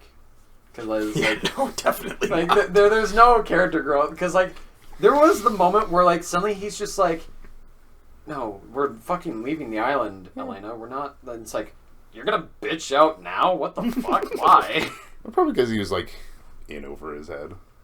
It's true. Would be my and guess. also, Would like, be my guess. Sully died. Yeah, it's like, well, So, what am I like, doing this for anymore? Yeah. So I put in, like, he's still a dude that's constantly falling ass backwards into success. He is. Which never changes. No, God, no. Never once. No, it does not. Never once changes. And then I said, overall, very okay game. I could have lived my life still never playing an Uncharted game. That was my first opinion. Yeah. Now, before we move on to 2, Yeah. I also did extra homework, and I watched all the Indiana Jones movies. Not all of them. I So, didn't watch yeah, you watched 45. the Indiana Jones movies, but not the Uncharted YouTube. Yeah, it's because I hate you, Nick. It's because I fucking hate you. No, I know. Yeah. Can I tell you? I've known this. I've been known this. I've been known this. I was just noticing some parallels between the Indiana Jones movies and Uncharted. Obviously, Uncharted definitely very influenced by Indiana Jones and Tomb Raider and shit. I know, it's crazy. And something I think is interesting is that Uncharted is kind of like if... You've seen the Indiana Jones movies, I assume. No? What? Yes. Okay, I was like, Oh no. my God. I almost had a heart attack. I just want you to know that. I will say, Like 1, 2, and 3, those are must-watches. I think 2 might be the only one I haven't seen. I've seen the original, That's fine. and I've 2's seen okay. Raiders. I think Raiders: The Lost Ark is with Short Round, right? No, That's Temple of Doom. That's the second I've one. seen Temple of Doom. You haven't seen the one... Have you seen the one with his dad? It's Indiana Jones and his dad, Is Sean that the Connery. one where he's like, "You defied Shiva"? No, That's still 2. Temple of Doom. Temple of Doom. Temple of Doom's a long one. Temple That's crazy because I don't remember that. Like I happened to see that through a Jacob Geller video about whether or not Indiana Jones believes in Christ. Do you remember? There's a part in 3 where Indiana Jones crosses this chasm, and the old Templar dude is just like, "I knew you'd come." Yeah. Yeah, Yeah, that's 3. Yeah. Huh. First one was Raiders of the Lost Ark with the Ark of the Covenant. Yes. Second one, no Nazis involved whatsoever. It takes place entirely in India What year does it take place? in 1935. They probably weren't. And what year does Raiders takes place in 36. Temple of Doom takes place in 35. And then I think Last Crusade is like 38. Yeah, second one, India, death cult, child slaves, evil Indiana Jones. Human sacrifice. Human sacrifice. Third one, Nazis again. Indiana Jones' dad. He's looking for the Holy Grail. First, so Uncharted 1 plays as if Indiana Jones had never been in Raiders of the Lost Ark, and all of the Nazis brought the Ark of the Covenant to a random island, all died, and no one knew about the island or went back to the island except Nathan Drake, like 60 years later. Because I was just thinking about it when I was watching Raiders, and I was like, first of all, there is an identical submarine dock in the island that they go to at the end of Raiders of the Lost Ark to open the Ark of the Covenant. It looks the fucking same. And also, I was just thinking, like, yeah, if Indy wasn't here, unless the Nazis knew that, like, these Nazis brought the Ark to this random island, no one would come back for it. It would just sit on the island for years. So swap out the Ark of the Covenant for El Dorado, and they've just kind of, I don't know. I had this thought of, like, so you could make a whole movie about how someone comes to this island in the modern day and, like, pieces together what happened and finds the Ark of the Covenant. And someone thought of that and went, what if I made a game about that? What if I made a game about what happens if Indy wasn't there and all the Nazis died? I have a fan fiction in my head. Yeah. And then it's like 60 years later. What happens? What happened? Let's find out. Mm-hmm.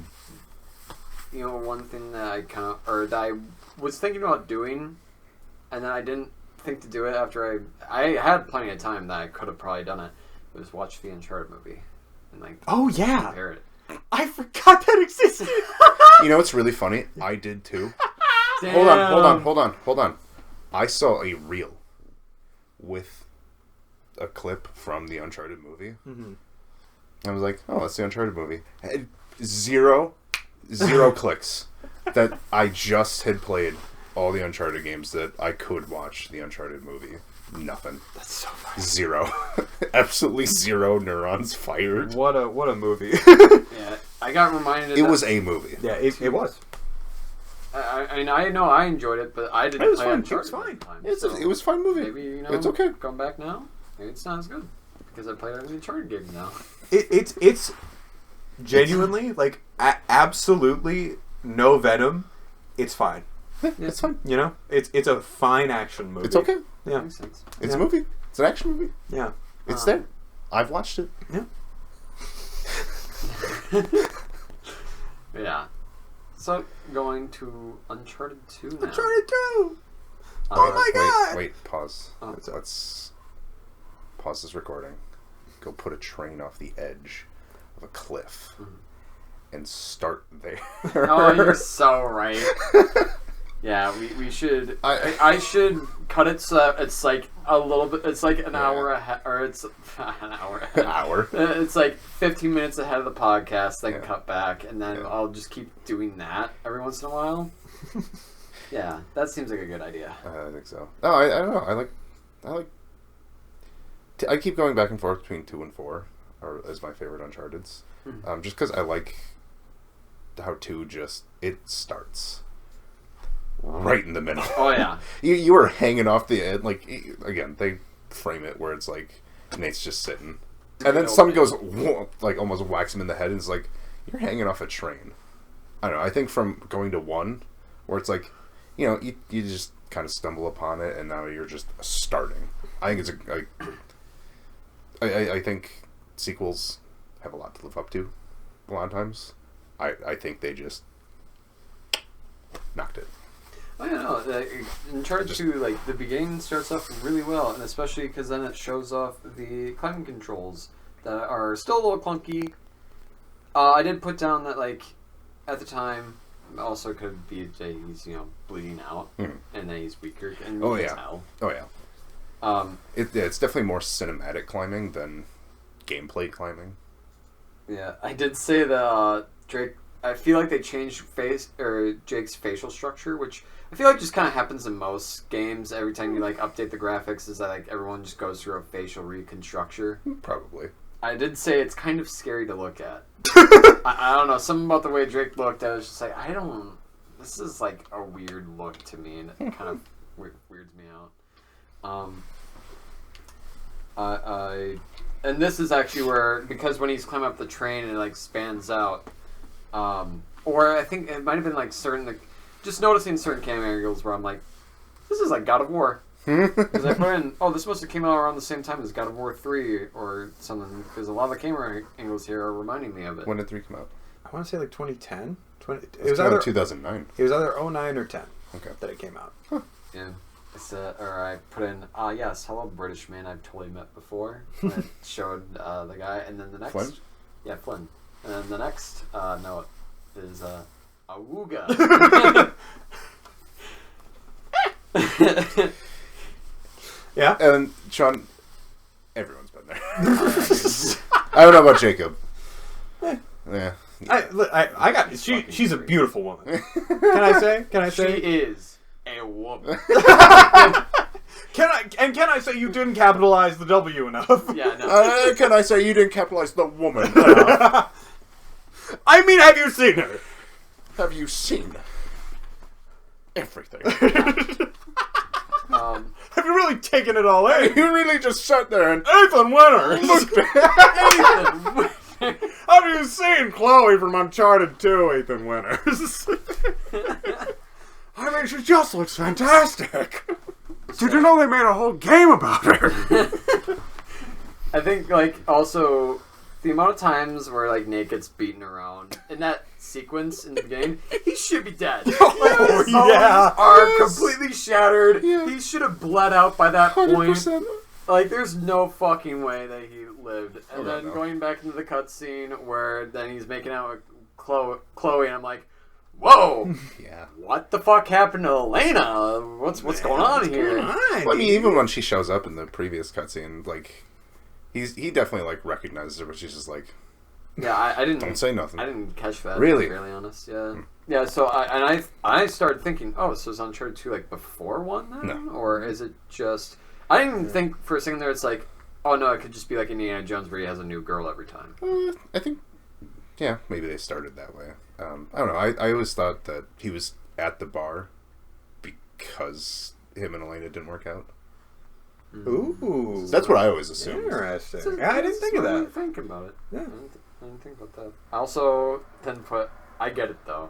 I definitely would. And then when it clips back to him being unconscious in snow, I just put down, oh fuck, I have so many broken bones, I'm bleeding out, and I'm bricked up. Because the last thing he's thinking about is having sex with Chloe.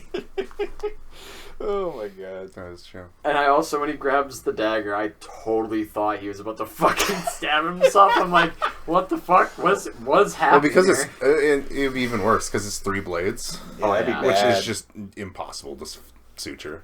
Yeah, no, that would be. I'm surprised, honestly, that they didn't use it as like a melee weapon. Like that wasn't like. I don't think you want it to break. You know, just in case. You would think at some point the villain would be like, you have disappointed me for the last time. Yeah. Hey, look. I am Russian crazy guy. Yeah. But once we finally got into the gameplay of it, I was like, damn, the camera or everything was feeling a little more fluid. The climbing, because now you can actually go this way, the diagonal. Oh yeah, they learn. Yeah, They learn a lot. They definitely grew from it for sure. And I think at some point I even said like it feels like it goes faster than before. But I'm not sure if that's true, seeing as how we faster. had like climbing faster. Oh, I don't know. Yeah, I know, because then it's also like one of those moments where it's like it's my whole thing with Assassin's Creed 1 to 2. It's like, to me, Ezio seems to climb faster, but everyone also says like nothing that wasn't changed. It was just more shit was added in to climb faster. I mean, it's the same basically. engine, so. Anyways, different conversation. Yeah. Oh, I forgot that I also made a note of how I enjoy that the flashlight is connected to the camera and not the flashlight. In both 1 and 2. And 3. It's 4. It's the first one where it's connected to the flashlight because he actually moves the flashlight in the right direction. Yeah, I mean, I'm it'd probably be really difficult to figure out how to make it move if it's just attached to Nate and he's not holding it. I did put in that, like, I think at the time that it would have been really clunky to have done it. It 100% would have, and that's probably why they never did it. Yeah, Until totally. 4. Until Because 4. Other people had done it at Yeah. that point. Yeah. So having sneak attacks was also nice. Mhm. That was a nice little addition. Yeah, I mean, they definitely tutorialize stealth a lot more, to the point where you can actually go whole encounters just sneaking up on dudes and cracking necks. It's really difficult. Yeah, I was gonna say, like, It's not 2, easy. I don't feel like that would be nearly as possible. It's more possible than 1. Yeah, that's fair. You can do it in 2. Incredibly difficult. I don't know what I did, but I put in, oh man, I really thought the climbing couldn't get worse. And then I put in, makes me wonder if, I mean, legitimately, playing those first 2 games actually makes me wonder, was Assassin's Creed 2 as good with climbing as I think it is, or was it just that time? I mean, I have my own gripes with 2, so I'll stay quiet, but... Assassin's Creed 2? Or? Yeah. Okay. I mean, Assassin's Creed 2. Fair enough.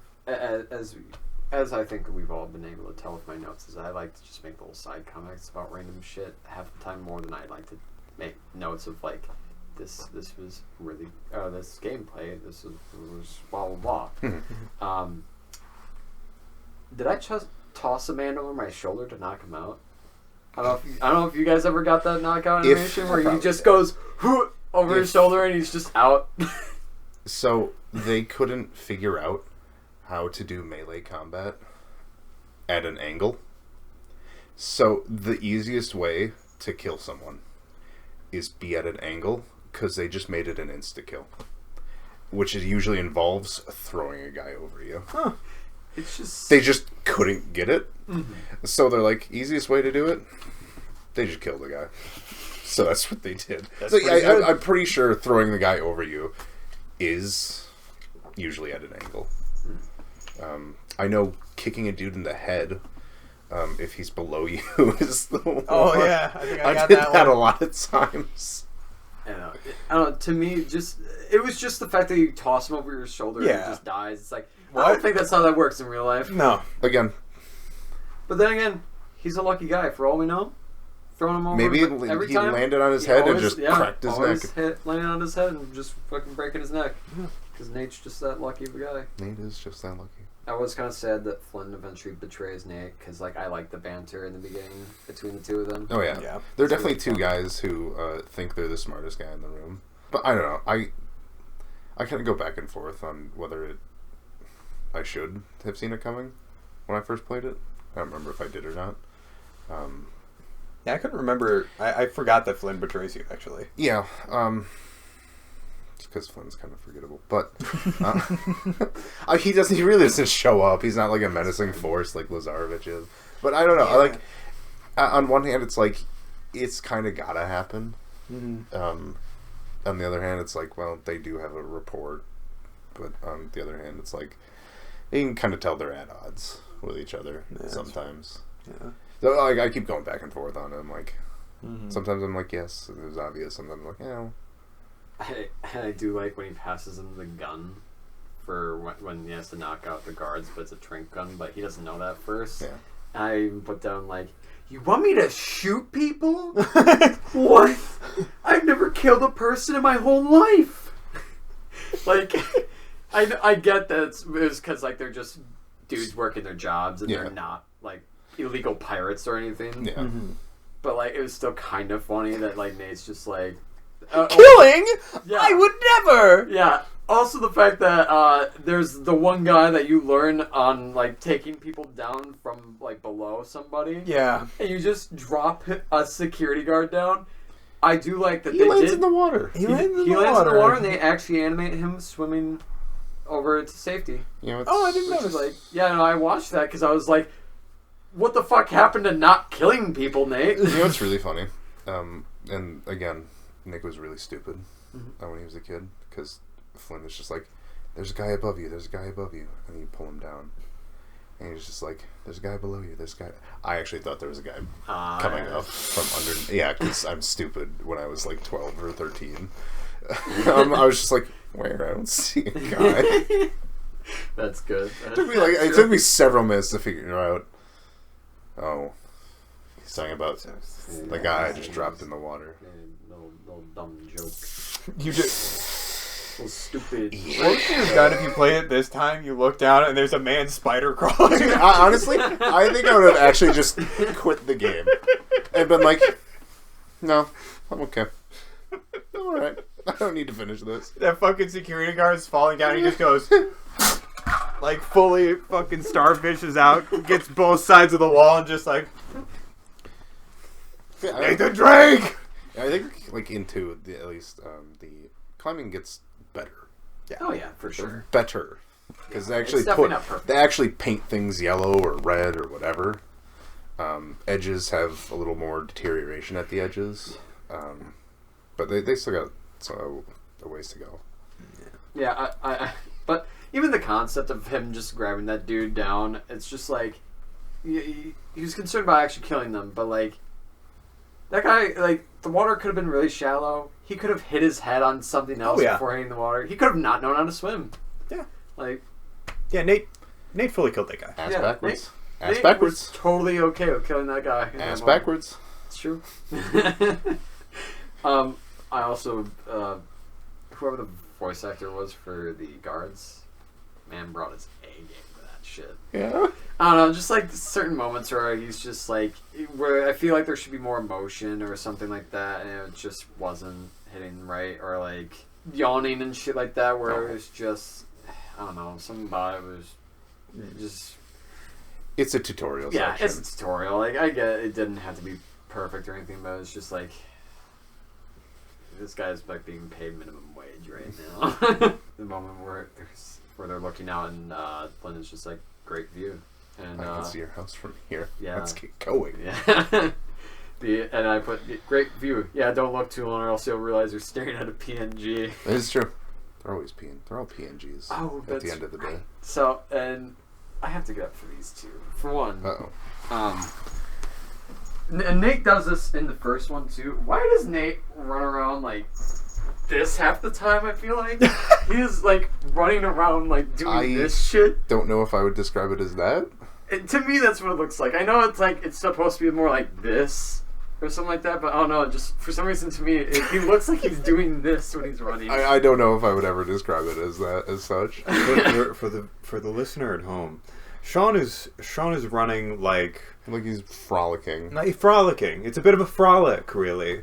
He's describing Nathan Drake frolicking through a beautiful field, while stealing resin from somewhere. I actually don't remember where it is. The museum. Yeah, well, yeah, but like, what country is it? I actually don't remember. Istanbul. Well, the city is Istanbul. It would be Turkey. Oh, okay. Yeah, I couldn't remember. Yeah, Turkey. And stealing resin from Turkey. The other thing, and it's only unique to two. Why is Nate constantly jumping with his whole cock out? Momentum. The core. Move the core.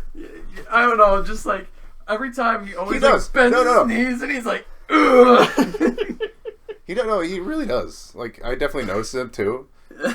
That's the only thing I can say. If I don't make it, my cock will grab the edge. Look, Chloe, you jump first. No reason.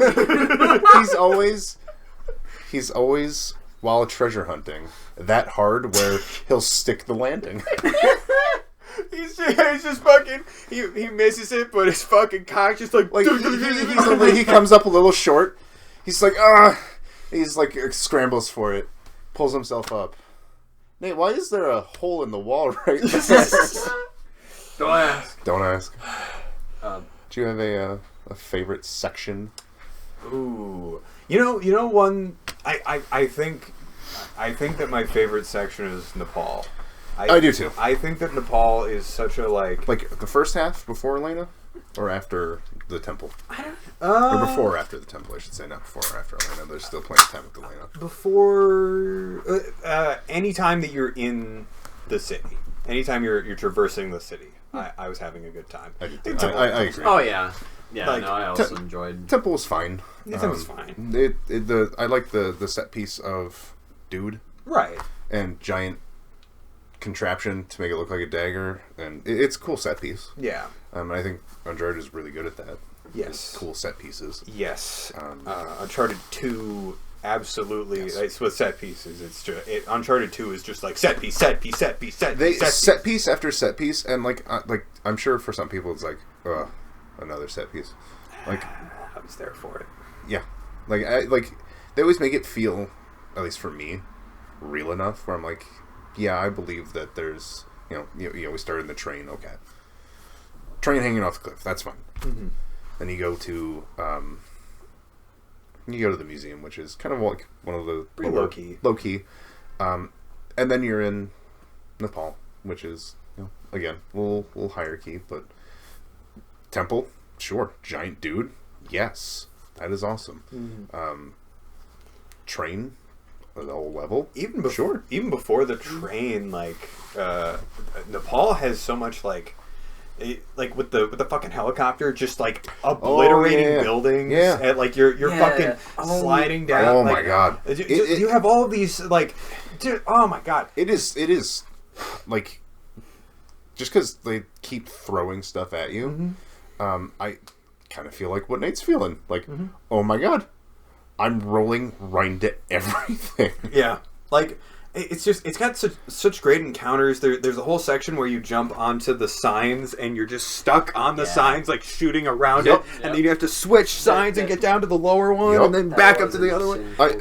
I will say, like 2 for the gunplay, because 1, it's very much I'm here, they're over there.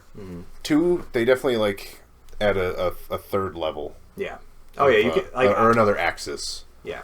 Of gameplay. I noticed it like right away. Oh yeah. Like when they started actually giving you like real combat scenarios, it was clear even in like those first sections in the jungle that they were doing a lot more. 1, to make the enemies more aggressive to get you to move more, and 2, they were adding more verticality to the levels, which I thought was really fun. It makes it way more fun to play when you're not just all standing behind waist-high cover on a flat plane. Yep. Yeah. Like, Uncharted 1 doesn't always suck completely at that, but there were plenty of times when you're just in a pretty standard room doing your third-person shooting shit. 2 starts to be like, okay, but like, now we can do stuff. Yeah. And We have more freedom. Let's play with some stuff. yeah, it really feels like they were just constantly like, yeah, fuck, dude, okay, so you're climbing across a whole chasm, and then the helicopter shows up, and then you gotta jump down, and you gotta fucking jump from roof to roof, getting more RPGs so you can blow up the helicopter, and then you fall. I don't know if you're aware, but you're gonna fall. Then you zip line, and then it just snaps, and then you wham, wham, wham. You're gonna John Wick that fall. You're gonna John Wick that fall, and you're gonna get right back up. And then Elena's gonna go, Nate! And then want to punch you again. And then you're gonna punch a guy! Ooh, get on a train! God, I'm gonna love that whole part. No, but like, there's such a, like, it's got the juice, man. It like, does. it's just got the It fucking really does. juice. It Like, is. it's like, all right, Nate, get the train car out of there. And you're like, yeah, no problem, Elena. Oh, fuck! And it falls in, and now all of a sudden you're in the middle of a million fucking guys shooting at you. And then Elena's like, get the fuck in the car! You're like, okay. How she doesn't get shot herself. Crazy. Beyond belief. I couldn't stop getting shot when I was in the train car. Yeah. I do want to make mention because of how we mentioned the whole gameplay. Notice how, like, if you remember, or for one, I assume we all agree that Slippery Men in 1 were like the most fun part of the game to fight. Yeah. It was pretty cool. Yeah. Notice how they came at you in all directions. Yeah. And then they brought that into 2, and now all of a sudden we're all having fun with even fighting the mercenaries. Yeah. Yeah. Yeah. It's like, No, absolutely. Oh yeah. interesting.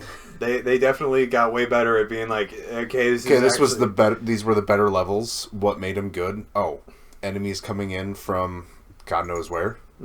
having to improvise. Yeah, let's maybe make the player improvise some stuff some more. And I think they learned that. Yeah. And that was They applied it. they applied it. Did Sean have a favorite level? Ooh, and I suppose, or did we even say what our favorite level was in 1? It's hard to it's harder to define, I feel like, in 1, because it's like, I feel like it's, I mean, I would say the Nazi base. that's fair. yeah, Just that's because fair. because like by the time you get there, it's like, okay, this has been, at least in my opinion, it was a pretty good action movie, video game. But then it's like, holy shit, what the fuck is happening? Yeah. It literally just spins it on its head, and it's like, oh my god, Yeah. what the hell? No, for sure. Yeah, I will say, like, one... Like, granted, I don't think it ruined my experience at all, but, like, I already had known about that part. Huh. Because, like, it's been talked about before. Like, because it's... Because, yeah, I'm sure at that time, it was fucking kind of a little scary to all of a sudden be in that and, like, go from this sick, die-hard action movie, then all of a sudden you're like, when did 28 Days Later suddenly start here? Exactly. Yeah. I will say, with us talking about Nepal now, Skip right over Borneo. Was Borneo? Borneo, with the kind of jungle area with the boats. It's really not that important. Yeah. 'Cause then you- Apparently, Well, 'cause then you I get, did like- not make a note on that one then. You get to like Lazarevich's camp, you blow up one of the others, Oh yeah, with and Sully then you go and all that. underground. Really not Sully doesn't really show up in 2. Yeah, he's kind of there for like a little bit. He then shows he's up like, to get you out "See of ya, jail. Jared." He's like, he just shows up, get you out of jail. He's just like, I'm going somewhere warm. It's like, Sully, it's probably 98 degrees and equally as humid. Yeah. What the fuck do you mean somewhere warm? They couldn't pay me enough to be in this one, kid. See No, you he's- for the third one. No, like a lot of the actors just they'll play like thugs. Yeah. No, I mean, yeah. So, No, like he was still there. Oh yeah, absolutely. Yeah. I think it was just like, we got enough character system. We don't need Sully in the whole thing. Yeah, we only have so much of a budget. Mm-hmm. Richard, Oh, I gonna leave actually, you out of this one. I actually made a comment about that. I said, "Damn, I went a whole chapter and a half not making any notes." Yeah. I think I wrote that originally as like a positive thing because obviously the gameplay was keeping me engaged enough to not make notes. Yeah, I mean, Borneo is still, I feel, kind of a tutorial for more combat than stealth. Yeah, I know, like, the only part of Borneo that I didn't enjoy was setting up the bombs, because there's the third one that I couldn't Yeah, fucking I was find, having a hard time too. Yeah, like and it's right at the start. yeah, Yep. yeah. Okay, Yeah, cool. same one, yeah. Wow, cool. I replayed it. It's ran to the same issue. I was like, oh yeah, I had this same issue playing it when I was a kid God damn. because I could never find the last one. Mm-hmm. Because it's literally in the place where it's like, you're never gonna find this. Yeah, because we start you off in an area where you think all the bombs are going to be in front of you, not behind you. Yep. I mean, technically, it's still in the camp, Yeah. but like, Technically. eat shit. Yeah. Fuck you. Yeah, and the only other note, seeing Sully in this game convinced me that it was a game before Uncharted 1, because he looked younger. Like, his hair looked darker in this. Really? For some reason. I thought he looked younger in 1. And I don't know if, to me, like, because I thought in 1 that he had more of gray hair, and then 2 he had brown hair. I don't think so. No. At least I don't think so. Yeah, I feel like I remember that, but I'd have to see him. I wouldn't Side be by surprised if I'm side. wrong. From what I actually really enjoy the chemistry between Nate and Chloe. I'll be honest, like, I honestly thought Nate should have went with Chloe. I kind of got more reinforced by that throughout the games. I mean, for one, 3, there would have been no divorce plot if he went with Chloe. I mean, we all know it. Like, because you're literally with Chloe for the fucking first missions. Like, why didn't you just choose Chloe then? And then, like, even 4, like, technically again, 4, the whole thing with, like, having that little problem about being worried about telling Elena about going on an adventure. When it happened, you just went with Chloe. Like, I get it.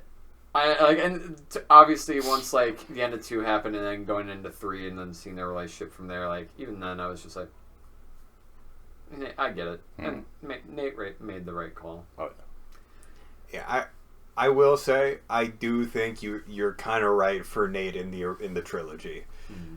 4. Oh yeah, 4 is just like 4 is a different story, which of course we'll get to. Yeah. But I will say, not the craziest take. I think. No. Yeah. I think by the end of, I don't know. I think in 2, at the beginning, definitely Nate and Chloe. Really good chemistry. But by the end, I think. See, I know you said that Nate doesn't really have a lot of character growth. I think most of his character growth comes between games. yeah. And in 2, I think he does have some by the end. I mean 3 like actually has like full on. Oh yeah, 100%. Oh, she sees the moth. Yeah. Yeah. I think it's very, very true. And like, I noticed the first 2 games, it's like, yeah, Nate's the same guy from the beginning to the end. But the third one, he shows some growth. I know. I like in 2. I don't think it's much, but I do think he shows some character growth. Okay. Just because he goes from like, and he again, my understanding of the plot was, at least having played all the games, he's still about the adventure life. Yeah. Elena's probably had the one adventure is just like, okay, I don't really want to do that. But Nate's just like, but adventure, treasure, and then they just don't work out. And then, between 2 and 3, they try again. They get a little closer. There's an engagement, and then it just doesn't work because Nate is just still just, I want to keep adventuring, and then 4, obviously, he makes it for a couple years. Yeah, I think legitimately, like, what happened probably was the exact same thing that happened in 4, except for this time in 4 they worked through it. Yeah, I think between 2 and 3 and what happens in 4 is exactly the same thing. Nate just kept the itch away. And Sam was like the only thing that really tipped the scales. But yeah, I don't know. I think Chloe at the beginning of 2, yeah, they got really good chemistry, but then Elena comes back into the picture, and it's like, just because she's just less of a morally gray person. Yeah. brings out a better side of Nate that Yeah, because Nate probably just enjoys more. Yeah, Chloe is clearly supposed to be like The bad girl. Yeah, well, Obviously. she's supposed to be Nate. Like she's supposed to be a reflection of Nate. Yeah. And like the parts of him that like want the adventure, want all of this, but like a little Want bit the money. Yeah, like she's Nate without as much of a moral compass. Yeah. She still got it. Oh, but, yeah. It's pretty clear that they're supposed to extent. be like very very similar characters. And they keep bouncing off of each other, and they're kind of a feedback loop. And Elena shows up, and she's kind of like in the moment she feels like this weird disruptive force. You kind of had this like continual egging on of each other, like let's go, let's get this shit. And then Elena shows up, and she's like, "Have you thought about what's actually happening? Have you taken 2 seconds to think about who you're up against?" Yeah, like you know.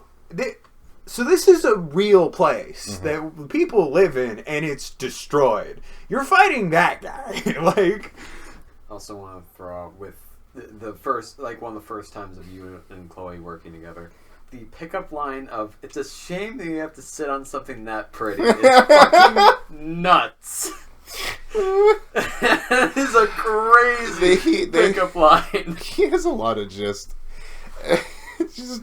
sexist one-liners that are just funny because it's not like real life, and like I mean, that's not like to be okay. fair, I'd say that my girlfriend.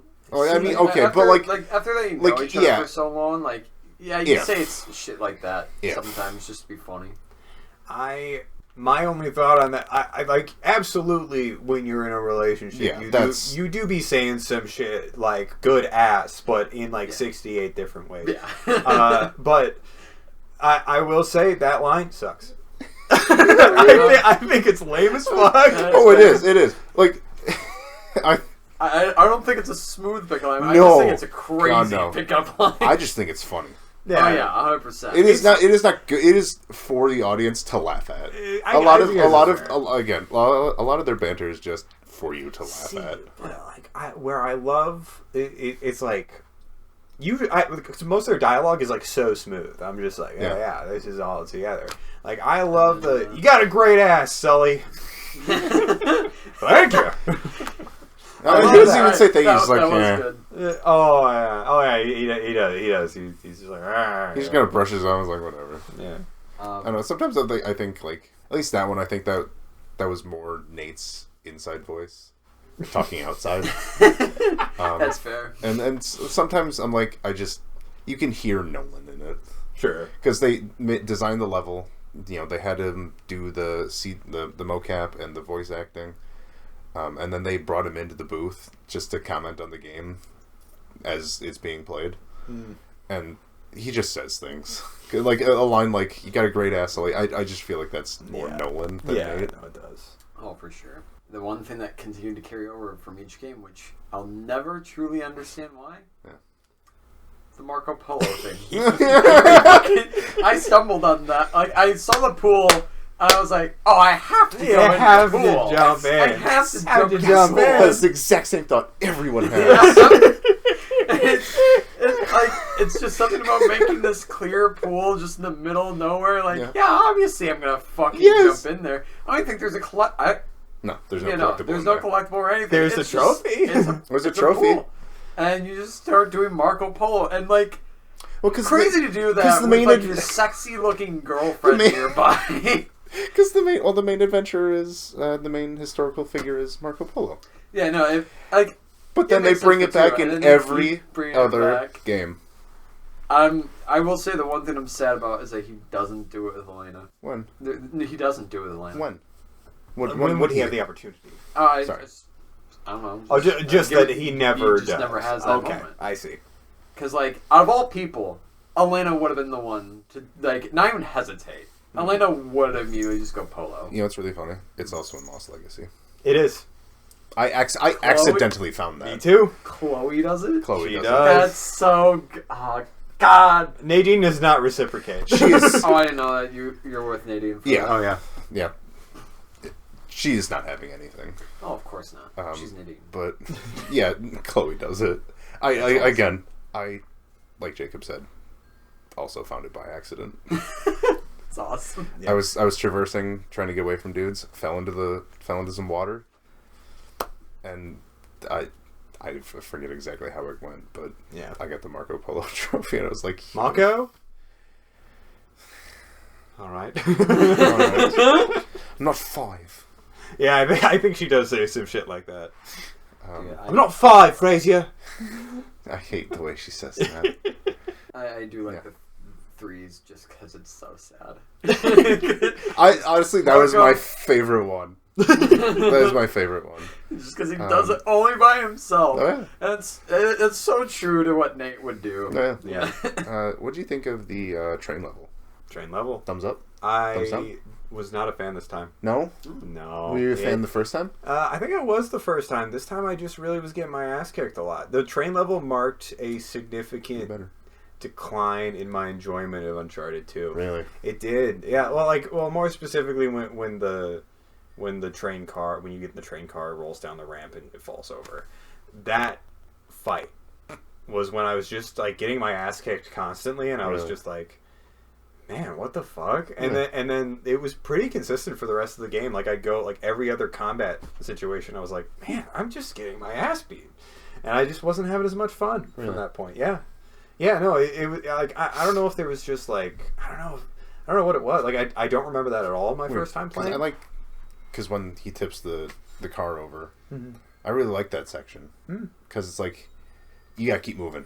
No, that's You just gotta start shooting dudes, and that's it. Because like you like they're all coming up from front of you. It's like boom, boom, and you're just panicking. You're kind of like managing it, and then you see the sniper lasers from the side, and it's like, oh crap. You just gotta boom, boom, and get like the snipers at least, and so you can go back and kind of manage. Because I don't know, I kind of like going from all the sides to be like, oh my god. Yeah, I think That's I just good. I think at least for me, they kept it like a manageable time. I don't think I could have done it for a longer section. At least Yeah. for me. I think the only note I even had down that was just the train movement does not work well with my movement. Because there were some times where, like, you jump between carts and all of a sudden you're just immediately dead. Yep. Because you missed or you... Train turned. Train turned. Yeah. Yeah. No, there were plenty of times where that happened to me. Yeah. I know that level was incredibly difficult for them to actually make. Which makes sense. Which is why, I don't know, it's kind of the jankiest level. Yeah. Obviously.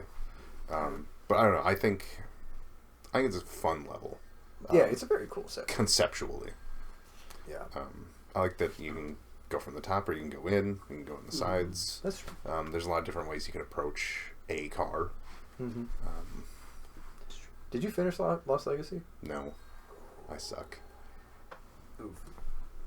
I'm sorry. That's fucked up. I know. That's so Look, Metal Gear has... There was one part of Lost I know. Legacy I wanted to talk about, and you didn't even get to it. So sorry. Fuck! Look, don't blame me. Blame Konami. They put out Metal Gear Solid Delta, and Nick has enjoyed suckling at that. That's honestly. Son of a bitch. Just because I noticed that it's in 2 and 3, I fucking hate the way they do zip lines.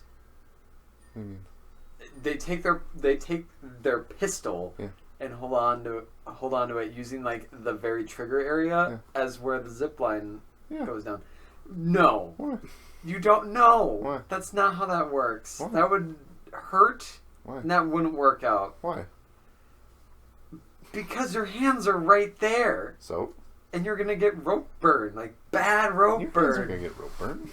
Like, What? you do it right. You know what's even worse? Mm. In 3, when you're in fucking... I don't remember what the name of the town is, or what the city is, but when you're chasing Talbot, Nate'll just grab clothes hangers. Oh yeah, forgot about that.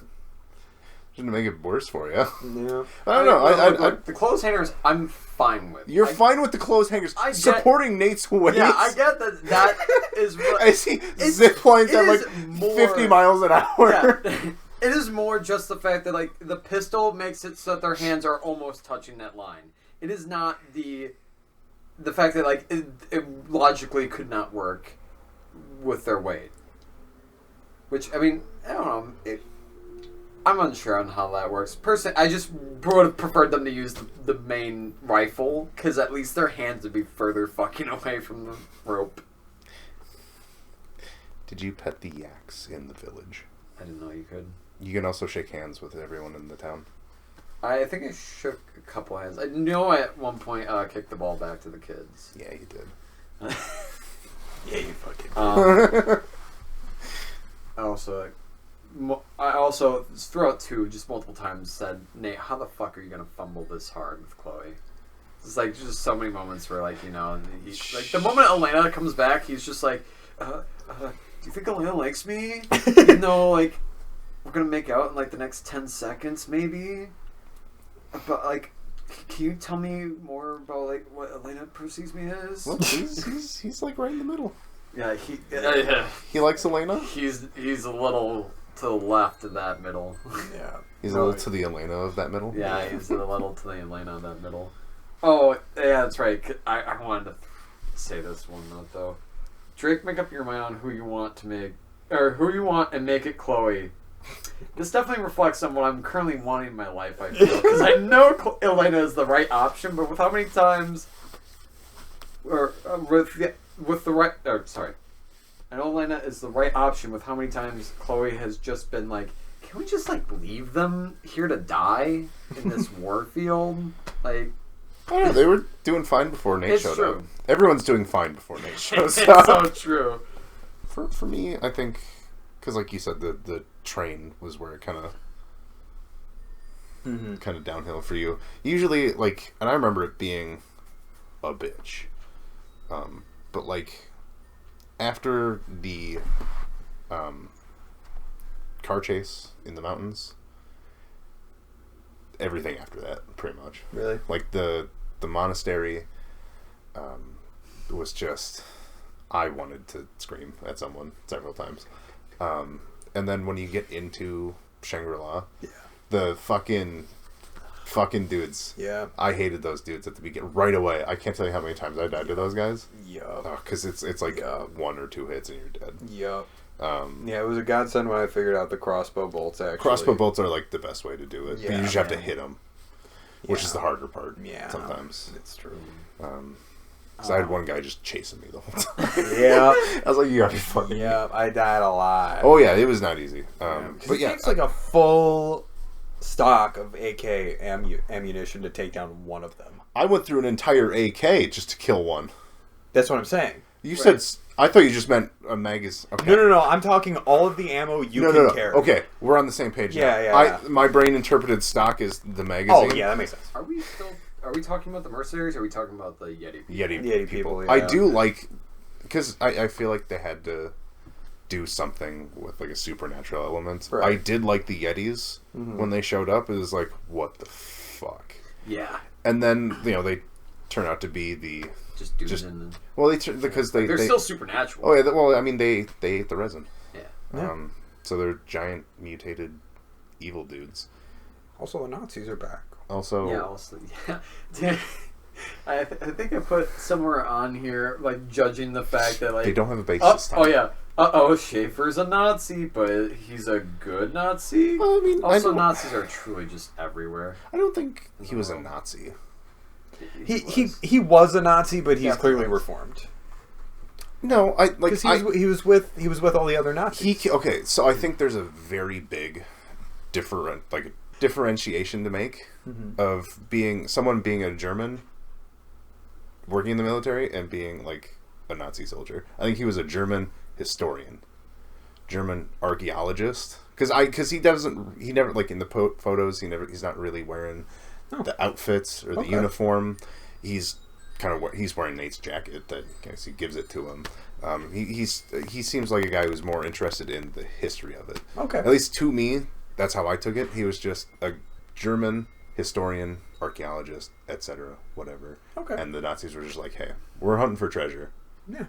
You're going to do this. Yeah. Not that he had much of a choice, because the Nazis said we're doing this. Yeah. But that's how I always took it. Okay. Yeah, I honestly I never noticed. Not necessarily. I mean, he easily could have just been a Nazi and he reformed. I don't like to always just jump to that one.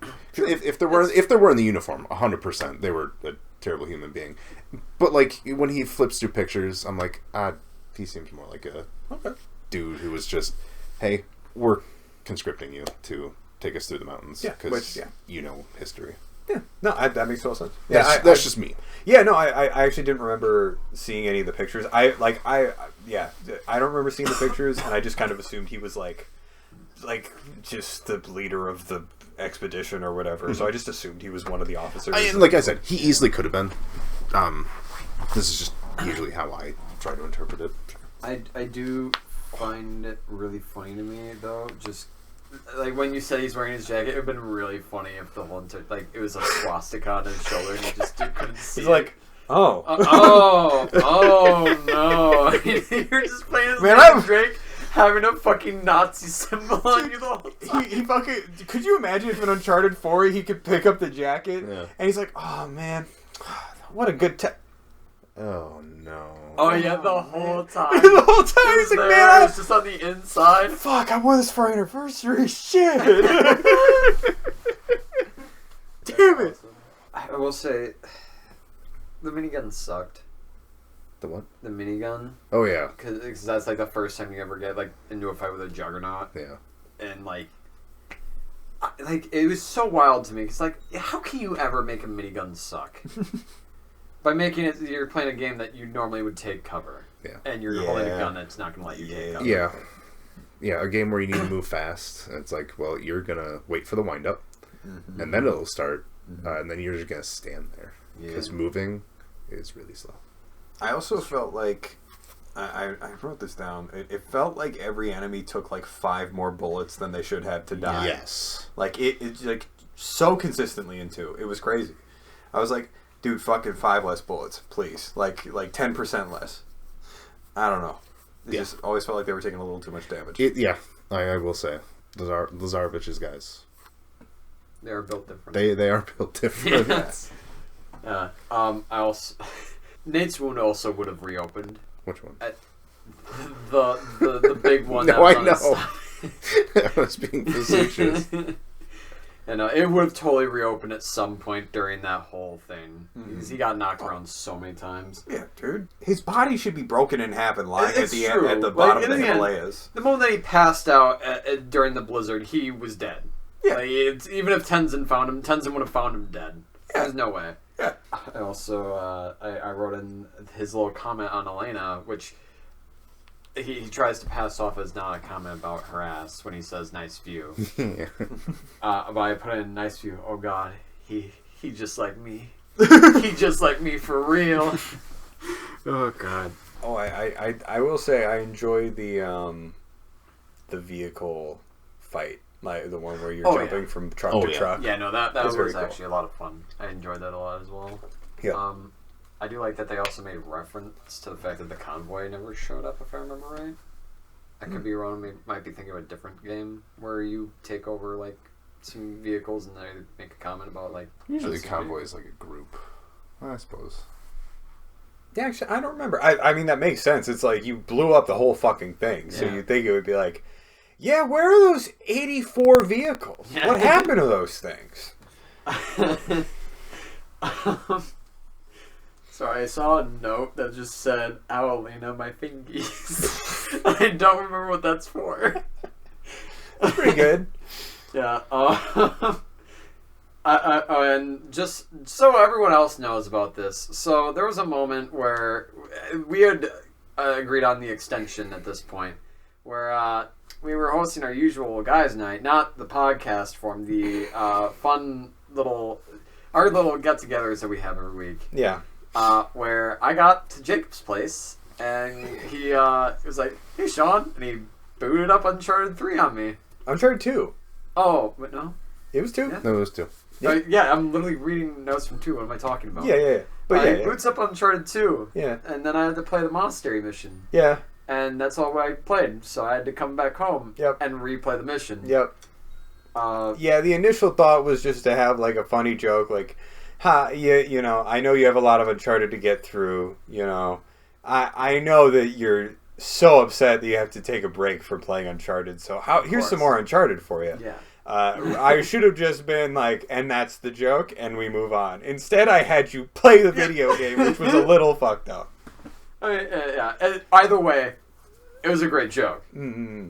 But yeah, the three things that came out of that though was we came up with Cliff because I died so many times during Monastery that we just constantly kept watching me grab this man and yank him off, throw him down into the cliffs. So we just named him Cliff. Yep.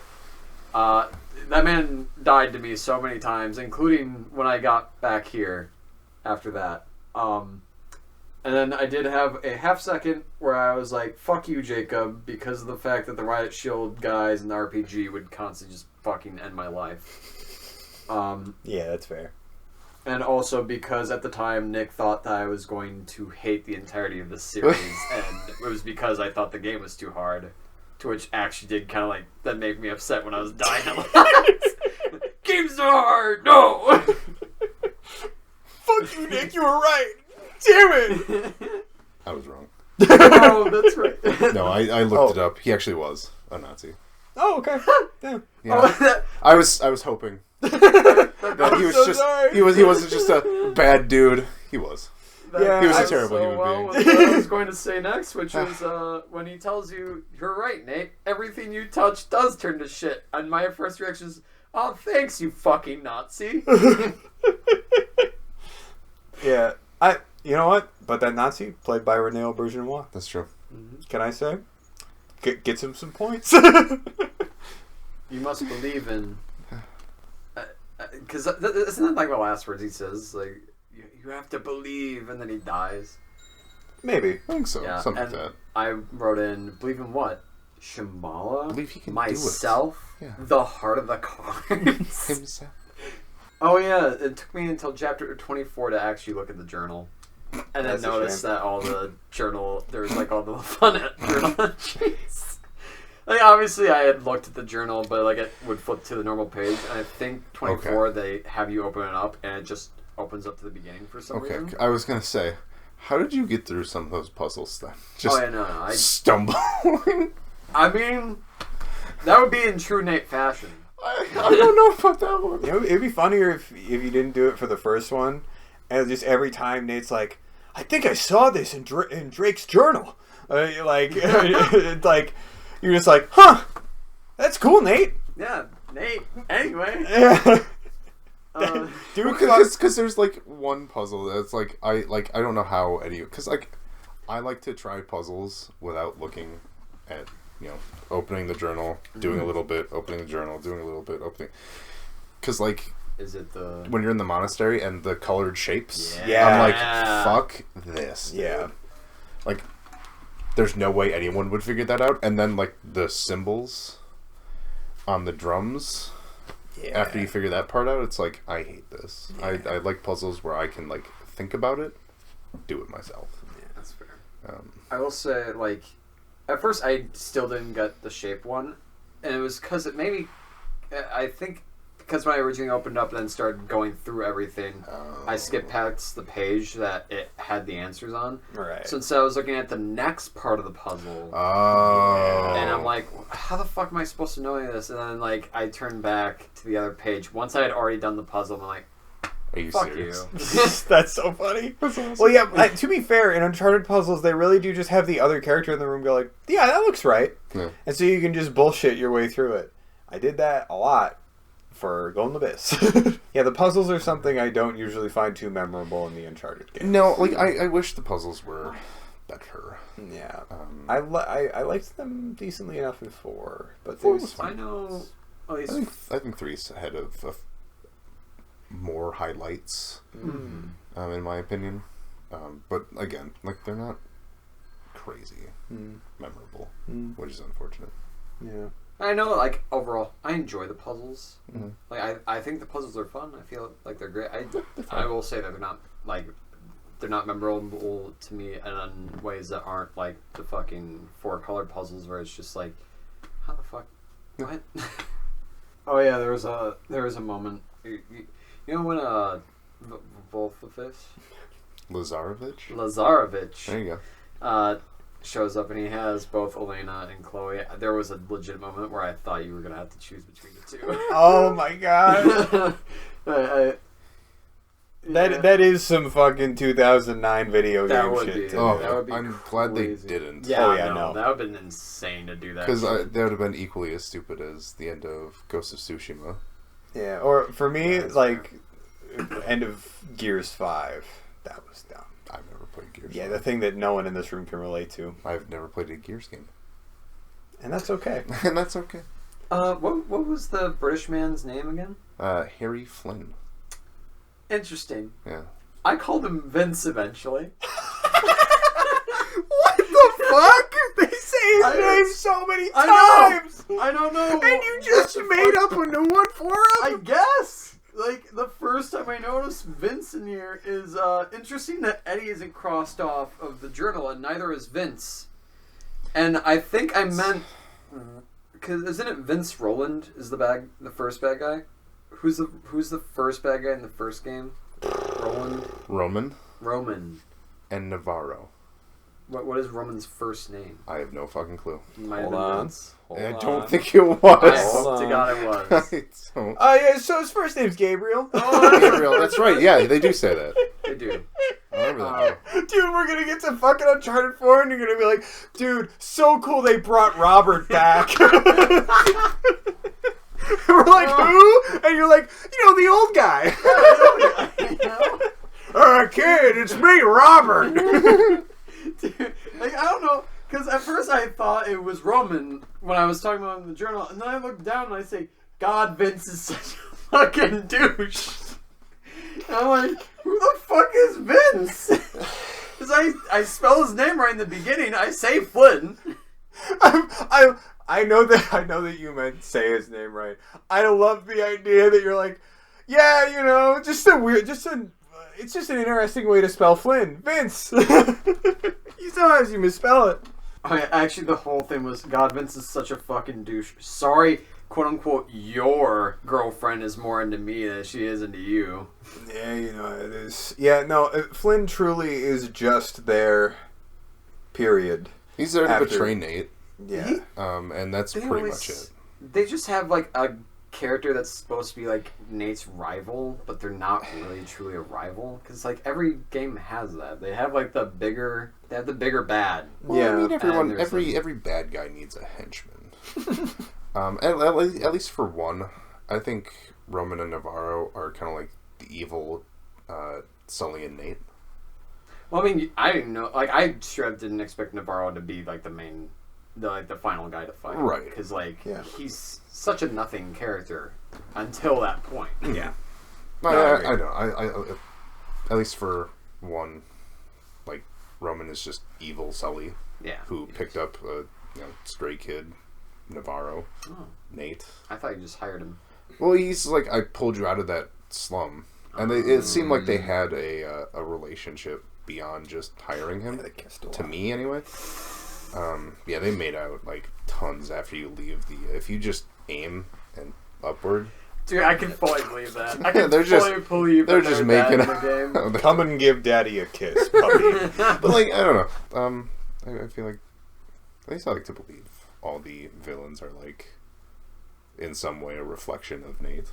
Zarevich, I can't figure out. Save my life. Yeah, Lazarevich is the Colonel Vulcan. Yeah, Yeah. No, I think, Lazarevich is just an evil guy. Yeah, like, and that's all he needs to be. Yeah. And he does it well. It's true, yeah. Because when a guy is just like lists off like 4 terrible people in human history, Yeah. and says these are all great men, Yeah. I'm sorry, Yeah. that's how you know. He's like, yes, the most hated men in history. They're all on the poster in my room. I kiss it every night. I would believe that. I love Kim Jong-un. Yeah, Great that guy. was crazy to list off. 3 of the Genghis Khan, worst people in Hitler, history. Stalin, I don't know who Pol Pot is actually off the top of my head. Anyways, it's just like these are all great guys. I'd get a beer with every last one. I'm like, dude, what the fuck? great outlooks on the whole world. I want to do the same thing, except it's me. These guys had the right idea. They just didn't have enough blue goo inside of them. Speaking of Zarovich, unless we wanted to talk about the fucking city of Shambhala itself. It's Lost City. It's a city. It's a city. It's there. It's very pretty. nice. Yeah, it's I wish you kind of got to see it a little more. Yeah. But you know how it is. Drake's got to blow it up. Yeah, Yeah, Drake has to destroy He it. sees a lost city, he's like, oh. Prime demolition real estate. I'm gonna bring my 4 grenades, 1 AK-47, and some form of a pistol. Oh, which reminds me, and granted, sorry, just because you brought pistol up. Fucked up with them to make the Smith & Wesson not an insta-kill weapon anymore. What do you mean? Whenever I shot people, it did not immediately kill them. Really? Yeah. Did not have that issue. Only 2. Really? Yeah. Did not have that issue. Yeah, I only had that with armored enemies. Yeah. Oh yeah, I mean armored enemies, Yeah. but Well, they're yeah. armored. Yeah, enemies. with your standard ones, yeah. Yeah, they're standard pretty guys, they tough. were just, I don't know. and they'd explode. I maybe had I think I maybe had that happen once or twice. I think it may depend on where you hit them. Like if you hit them in an arm, it might be like, okay, we're not giving you that one. And as you guys already talked about the whole like using the crossbows and the mutants because that's really the only way you can Only way. kill them. That's unless you get the minigun. Right. yeah. Well, I mean, the crossbow is the easiest way. It is. Yeah. 100%. Otherwise, you're literally using an entire gun for one dude. I I Yeah, I don't know I what would the not- fuck I would they were use thinking. grenades I and- really want to know. Like, they never stayed still long enough for me to have grenades be effective. You'd have to like. It was basically like how the juggernauts in 4 were for me, where I just had to like calculate where they were gonna move. Oh, And like- hope to God they moved. It. Like, I'd have a guy jump down, I'd be like, grenade, and they'd just jump, and then it would go off. I'm like, you bitch. Yeah. Yeah, it was pretty bad. Yeah, I Yeah. Overall, cool little area. Yeah. A pretty little area, but. Then there's Lazarovich, then there's the moment where I'm like, oh, Elena's gonna die. Oh, yeah. Oh, Like, yeah. that was crazy to me. That Flynn is just like, yeah, I'm gonna still blow you guys the fuck up. Fuck all y'all. I think he's just done at that point. Like, Yeah. I'm taking all of you with me. I mean, I fully expected Lazarovich to kill him in the end, Oh, yeah. or basically kill him. It was like, yeah, it made sense. Yeah. Flynn obviously was I don't know not why the he right just person. throw it. You know? Because he's gonna bleed out anyway, so you might as well make it quicker. Well, but then, like, so Lazarovich pulls the pin for him and just hands it to him. So he can't that's let go fair. of it. So if he just wants to get it done over with, why doesn't he just let it go? And if he wants to live, just underhand it, dip behind the column, and let it. I don't know. You aren't necessarily dead just Yeah. because he gave you a pulled pin. Yeah. Like, don't get me wrong, your chances aren't great. No, they're not but- high. But there's still something, especially when they get there. It's like, okay, they could administer like some form of aid. Well, I'm pretty sure he was also bleeding out. Like, I don't remember what exactly he looked like. I do know that he was beaten. Oh yeah, for sure. he was not looking good. But So, like, wouldn't even be surprised if I just missed that, like, he had fucking holes in his knees or something. Because I would fully expect Lazarovich to do something like that. I will say, with Elena almost dying, because I didn't really remember how it went, I really thought it was going to be a Last Crusade situation where the whole thing is Nate tries to get the resin to save Elena, much like Indiana Jones getting the cup just so he can save his grandfather from getting shot in the stomach. was his grandfather? You mean his dad? Oh, his dad. That's why. It's his dad. It's Like, his dad. wait, what? I'm fully stupid. It's his dad. His grandfather. Fuck it. That would be crazy. That would Yeah. be crazy. But yeah, no. Yeah, his dad. He saved his dad. Yeah, I did. I also had the same thought because I put down, so either Drake or Elena is going to eat the resin. Because I thought, like, if anything, Drake was just going to be mortally wounded by the end of the battle, and, like, Elena and Chloe are going to show up and force feed him the resin or something. But, no. Nope. Either one. I will say, the one... Well, a fun concept, to an extent, the boss battle itself. Super cool that the final boss just gets insta-kill moves with almost every fucking move that he does. See, I love how you and Jacob both had a terrible experience with this. I did not. Damn. I didn't die to him. I was dying. First and foremost, fuck you. Secondly, I constantly was getting fucking mowed down by that man on his fucking shotgun. Oh yeah, I mean, literally Ugh. circle strategy the entire time. I would do Never, that. like when you're running, never, ever run past the things of resin or sap, whatever, because he will use them and you will die. But like I always like duck and weave because there's usually like 2 lanes that you can run on, so that way he can't get you at least once. I died in a cutscene. What? Yeah, that's right. Yeah, I died in a cutscene. One of the times when he's like, Drake, fuck you. I was like running towards a ledge, and I guess Nate just decided he wasn't gonna stop. So in the middle of the cutscene where, like, it just zooms in on Lazarevich, and he's like, I will kill you. The screen just goes black and white, and I just hear Nate go, like, ah! And then I just start over. So good. Yeah. I'd have been so pissed. That's so funny. Yeah. Luckily, it was, like, the first one, like, the first of Yeah. 3, so it wasn't that big of a deal. I died a few times already, so it was like, whatever. I don't know. I think I like that boss battle more than the others. It wasn't a quick time event. Like it is in 1 and 3. And partially 4. Partially 4. I mean, 4 is a little less quick timey. But it actually felt like an actual battle. I don't know. It's my favorite boss battle just because it feels like there's more to do, more active in defeating the guy. Yeah, I think if I were to rate, at least for now, to show for the only 2 games that we have in probably 2 hours. 2 hours and 20 minutes. Oh, jeez. jeez. Yeah, this is going to be the longest podcast all- episode. Zarovich, probably my Well, second. Tio, do we want to try again on like Saturday?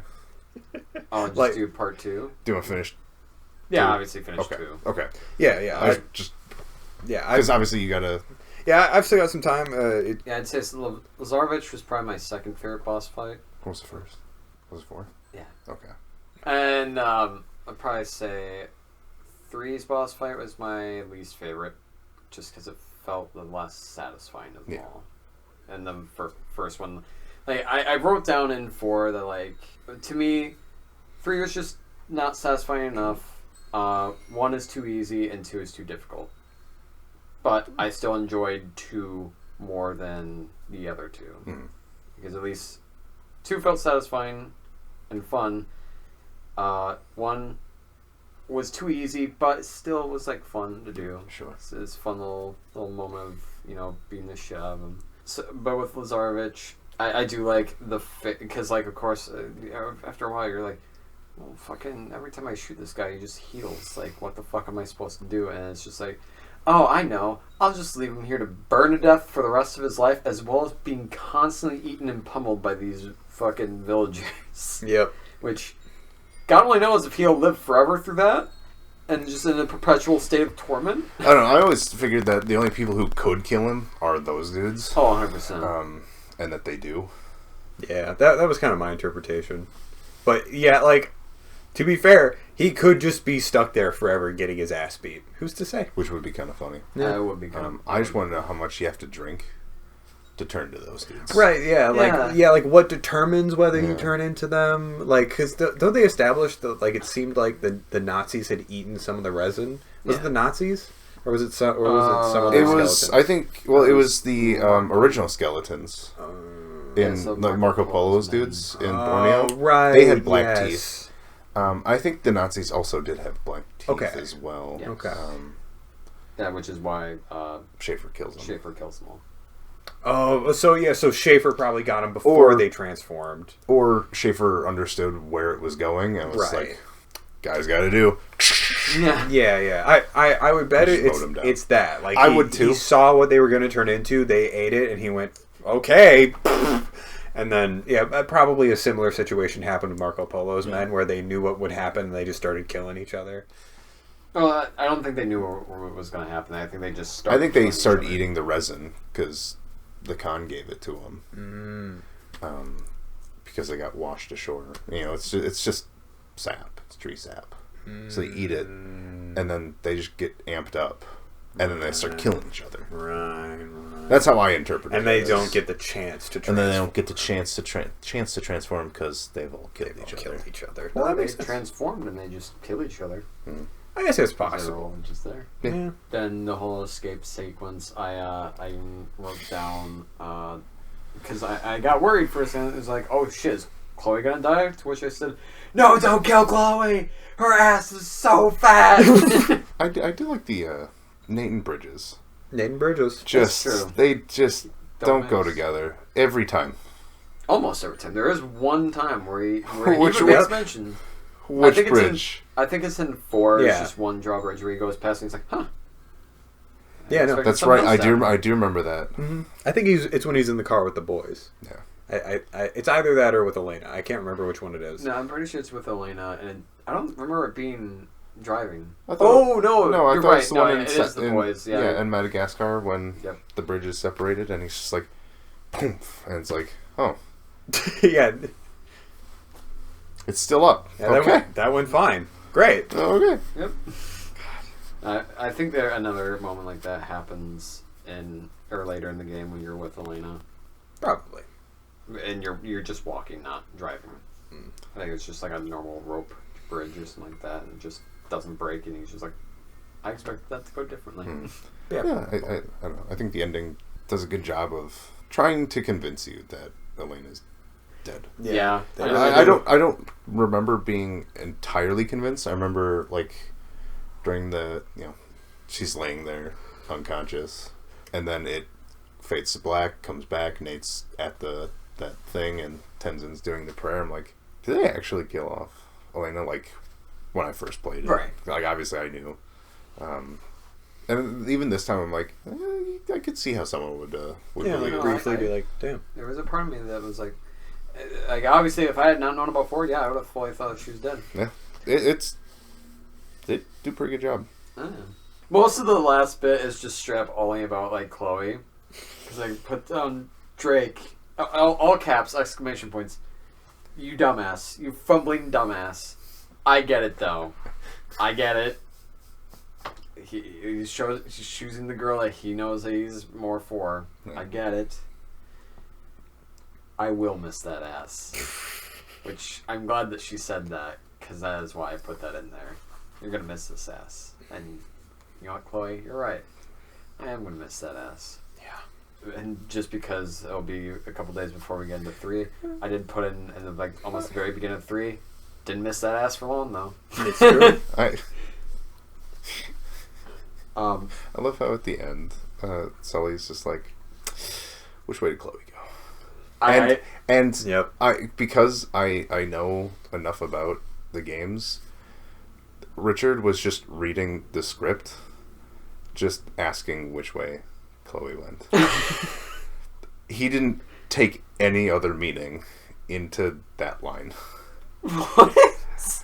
Nolan, however, was just like, "You're dirty old man, Sullivan," and when he goes, yeah, it's because Victor's just like, he's just gonna go talk to Chloe. That's awesome. So, yeah, because I put down, damn Sully, that's a little weird. But, yeah, and then the little exchange at the end of, like, oh my god, between the two of them was like, oh, you know what? They made the right choice. yeah. It was really cute. It was really, you teared up, though. I didn't know. You didn't do that. I didn't cry. Yeah, I love that bit. Truly, there is more. I remember thinking there's more chemistry in that little interaction than I think between any other character in the whole series, and that's saying something. Yeah, it's crazy. Mm-hmm. Yeah. Overall, I enjoyed Uncharted 2, and it made me be like, all right, yeah. the series. Where are we putting it? We're getting better. What do you mean? Oh, on it's third best. Third best? Okay. Oh, interesting. Yeah, third best. Okay. Okay. All right. Well, Yeah. Well. stop it. So whoa. We gotta do an outro. Of some I thought we sort. were just gonna stitch it Jesus. together. I feel like you could trim a lot of it. Maybe. Who's to say? Do you think I want to trim? Do you think I want to trim some of this shit? That'd be basically just getting rid of most of what I said. thank you for made it to the end of this. There will be a part 2. We were like, I don't think any of us were expecting the series to take so long, so it makes sense to me that this is not gonna end up being a part 2. Make it longer. Yeah, this is gonna be an even longer one because I don't know. I also just would prefer to be able to still like talk about whatever rather than trying to keep it concise. That's fair. The series has a lot to it. It does. A lot more than I thought it was, especially after playing 1. Yeah, 1 is. I It's like the first few episodes of Game of Thrones. They really test you with what you can put up with. That's fair. And if you can get through it, not in the same way. not in the same way, but in concept. Yeah, They just throw a lot at you, and if you can get through it, you're fine the rest of the series. Oh, for sure. You know, like I will. They might test you every once in a while, every now and then. But if you can do it, you're fine. You know, there were a few moments in 1 where I straight up did ask, like, how did this get 3 more games? That's a great question. Yeah. Actually, got 4 more games on the Vita. Well, technically, Lost Legacy. 4 games and an add-on. And a movie. And a movie. And 2 books. And a YouTube series. And a comic book line. Crazy.